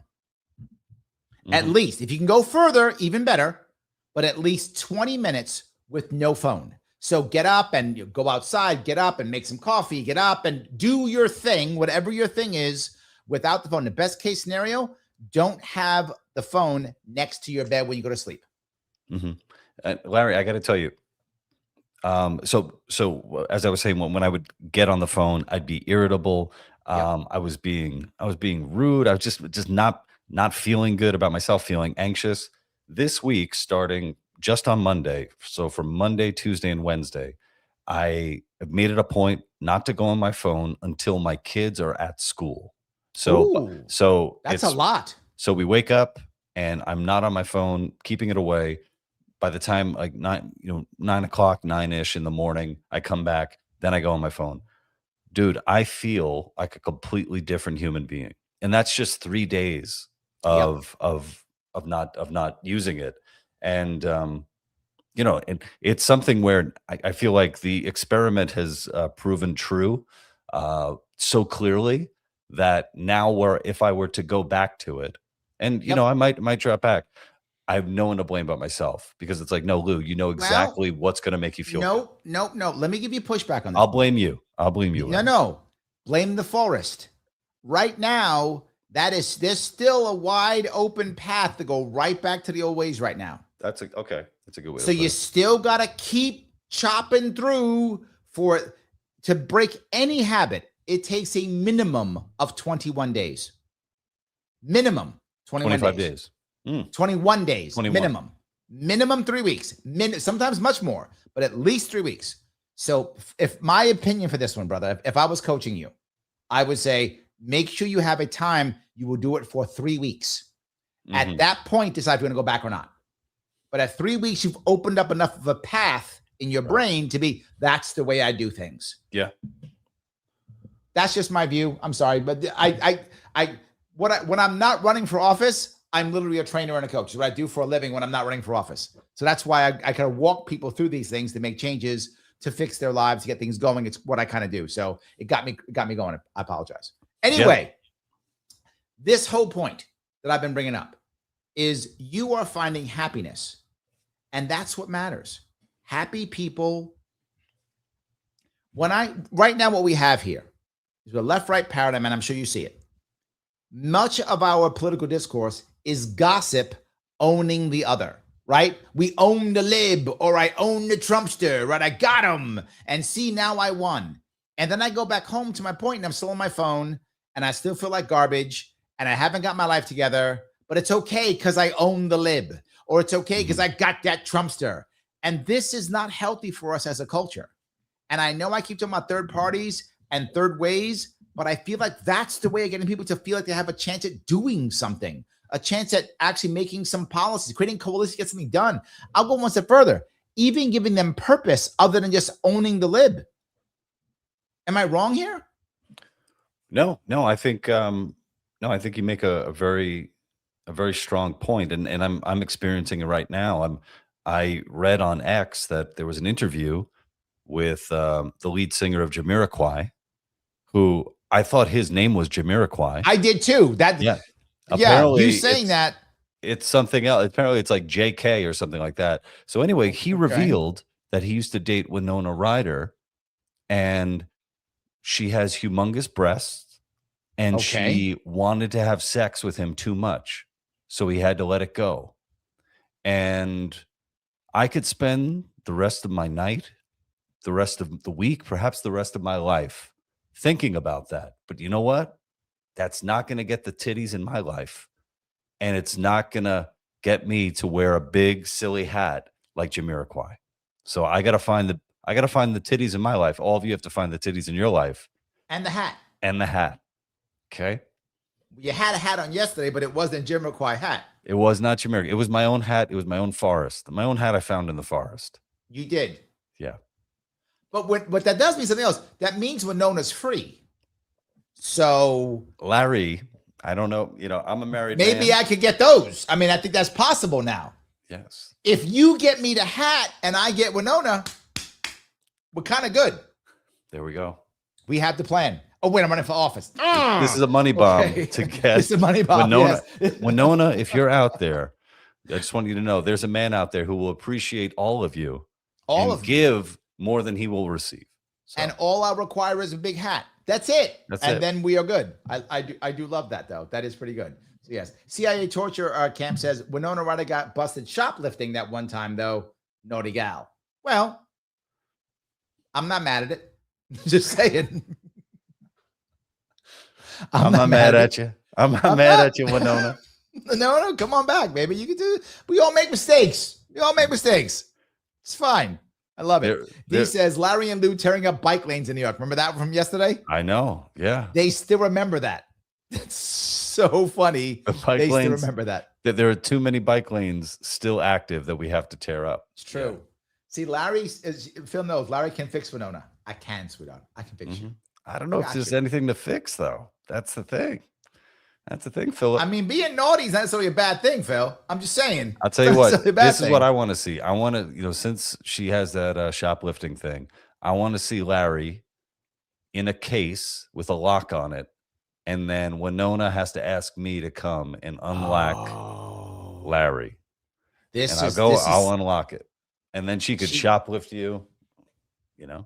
Okay, now we got a movie. We got a movie now. I mean, it's not going to have the right rating on it, and it may have to be on certain sites, but still, we're going to have a good movie. That's just going to work. Okay, I got it. We know what we're doing. I know after the election, we got it. I'll give you a call. Thank you. I'll give you a call. Tell people what you are doing, brother. How can they see you? How can they do cool stuff? How? You guys could check me out at Lou Perez on all the socials. My Substack, Lou Perez. My website, The Lou Perez. And if you're in New York and you love Larry, I'm doing a show tomorrow night, Thursday, April 30th at Some Good Wine on 13 East 8th Street in the Village. It's a stand-up comedy show with wine tasting. So you're going to see about 4 or 5 comics taste about 4 or 5 different wine. It's going to be a great show. It's the first one, and it's called Parental Advisory. We start at doors open at 7. So you can hit me up directly. If you're a friend of Larry, let me know, and I will happily give you a Larry Sharpe discount. That's the best kind of discount, by the way. Yeah. Best kind. Yeah. Absolutely. I appreciate it, my friend. Thanks for coming on. As always, so good seeing you. Good luck tomorrow on your amazing show, and we'll talk soon. Thank you, Governor. I appreciate that. Bye-bye, my friend. Bye. Look, I had the one and only Lou Perez on, which is amazing. You guys know that I have friends who've been around for a long time. Lou's done events for me. He's helped me with fundraising. So has Chrissie Mayr. They all have. The people who you keep seeing here are people who've known me for a long time. Why do I say that? I say that because you're not going to see me do this and walk away. You see me do this and I keep going. I ask you for money, not because, oh, we'll make this magic thing happen. I mean, we will.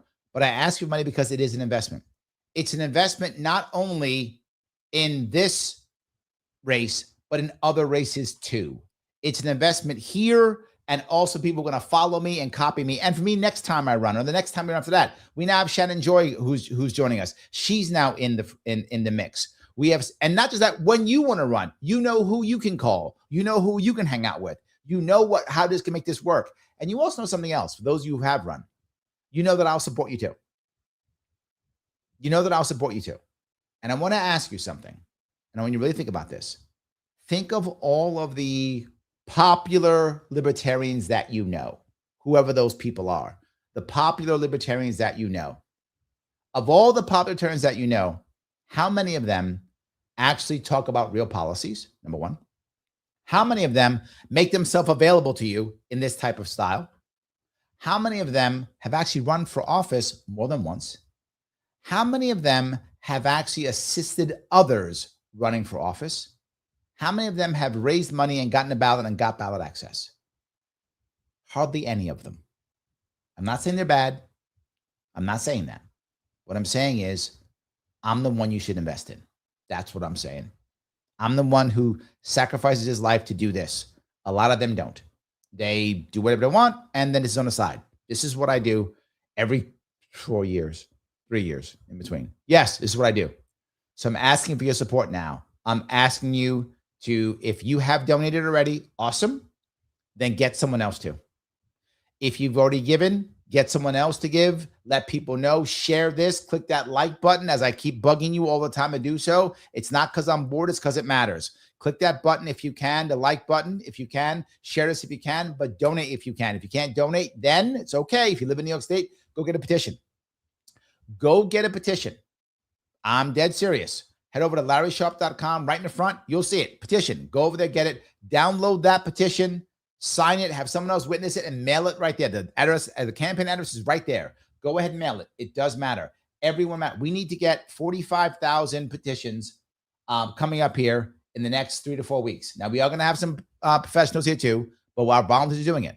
If you can get our volunteers to do it, that's you. You're the volunteer force. Larry, who's volunteering? You. You are the one volunteering. Scroll down. What do you see? Donate, volunteer, download the signatures form, download instructions, download FAQ, mail to this address right there. If you can do it, go do it. It's right there. You can see it. Mail to it if you can. It does make sense. Please do so. If you can do so, it makes a lot of sense. If you can give, you can do a merch drop if you want to. Merch drop. $5 get you 3 petitions. Drop $5, 3 petitions get mailed to your house. Larry, I don't live in New York. Okay, no worries. Pick up a shirt. Pick up a hoodie, right? Pick up a cool shirt, Shannon Joy shirt, Second Amendment shirt, right? Don't give up New York shirt, any of those. Or just have a donate and give what you can give. I ask you to give no less than $5 because that is what is matched by matching funds. $250 is the maximum that gets matched, but the maximum overall is $9,000. If you're very wealthy and you've got tons of money and you want to give something away to a great cause, which is the future of New York State, this is the place to go. But Larry, I have other things that I give to you. I get it. I'm not mad at you for that. But here's what I'm going to ask you. If New York State gets ballot access this year, there can be a party next year that will have 50 state ballot access in 2 years. If New York State does not get ballot access this year, there will be no independent candidates in 2028 that will have 50 state ballot access. None. New York State in 2024 was the only state in the union that did not have an independent candidate on the ballot for president. The only one. Every other state had at least one. Some had 3, 4, 5, 6. Tons of them. New York State did not. We have to change that. It is the hardest state to get ballot access in. I am the guy with the only chance to make it happen. If you want that to happen, you have to help out. You have to donate. You have to get other people to donate. You have to share this. You have to hit the like button. You have to do all the things required to move this forward so more and more people see it. That is the critical piece. If you do that, you will watch things change. Am I guaranteeing victory? No. Am I guaranteeing ballot access? Yes. Yes, I am guaranteeing 100%. If I get on the ballot, I will. And let me explain why, so you don't think I'm just crazy. I mean, I'm crazy, but it's not because I'm crazy. 3 reasons why I am guaranteeing it 100%. 100%. I will bet money on it. The simplest reason. I will be the only independent on the ballot. The only one. Only one who's been in the ballot in 8 years. New York State. In New York State, we get about 250,000 people who get the FU vote. They just, I don't like the other guys. I'm voting the other guy. About 250,000 people vote that in New York State every cycle. So I get those votes by default because they don't know who I am. Not that guy. Yep, done. Coalition party, done. 250,000 right there. I already get 100 on myself at least, if not more. I'm polling at 8% right now. If I poll at 8%, I do nothing else. I just sit on my butt once I get in the ballot. I'll pull 4%. I only need 2% to get ballot access. 2% is about 150,000. So I'm getting 250,000 there, plus my 150, 300,000. Plus I got Shannon Joy. I'm getting at least 400,000 votes. At least 400,000 votes. So I'm guaranteed to have a party. I'm guaranteed to have ballot access if I get in the ballot. That's the question. Can I get on the ballot? That's the issue. And that's all I care about right now is making that happen. So donate so it can happen. If you can't donate, get a petition. Get it signed, mail it in. I need thousands and thousands of them. Click that like button so other people see it. Share this someplace so other people can see it. Larry, I don't live in New York State. Doesn't matter. What happens in New York comes to you. Comes to you. Do you want an independent party in this state? You see it. Here's the worst part of all the things I'm talking about.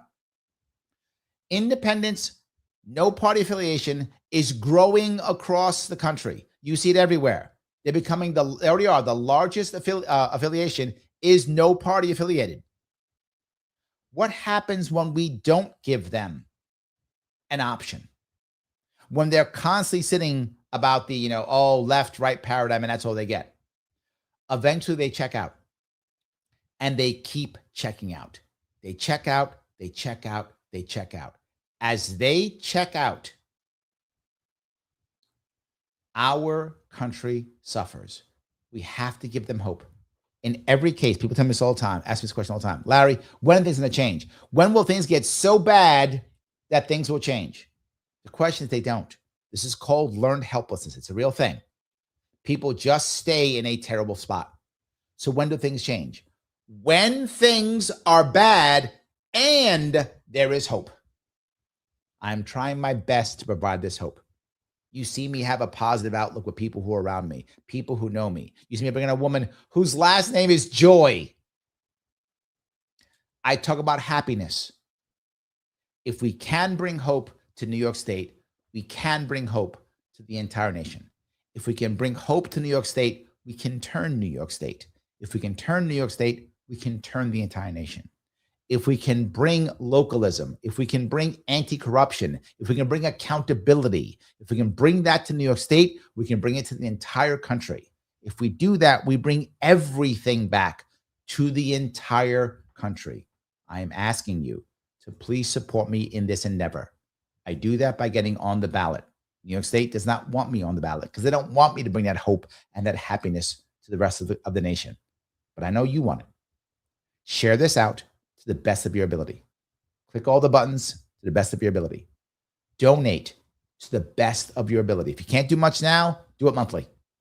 Do it monthly. Help me out with petitions. If you live in New York State, get some petitions from me and mail them in, as many as you can. Larry, I can only get 5. 5 is less than 0. Do it. Larry, I'm going to go out there and bust my and get you 100. That'd be amazing. Do 100. Get as many as you can get me. Larry, I was considering dropping $500 on this cool thing, but I want to give it to you. Give it to me. I will get on the ballot. You have to get more money. Make this happen to the best of your ability. Now, I'm not saying it for myself only. I'm saying it for Shannon Joy too. And for literally the thousands of people in New York who really want to change. They want to change. We are the answer. Let's make this happen to the best of our ability. I appreciate you guys tremendously. When this is over, please do me a favor. Comment on this anyway. And here's what I want you to comment on. Comment on literally why we need an independent party. Why we need it. Why do we need a non-duopoly party? Why? Put it in a comment why we need it. Please do that, right? This is not live. See the video, click on one of those two. But no matter what you do, comment after the live and donate if you can. There's going to be, by the way, there is a volunteer meeting coming up soon right after this. I will see you all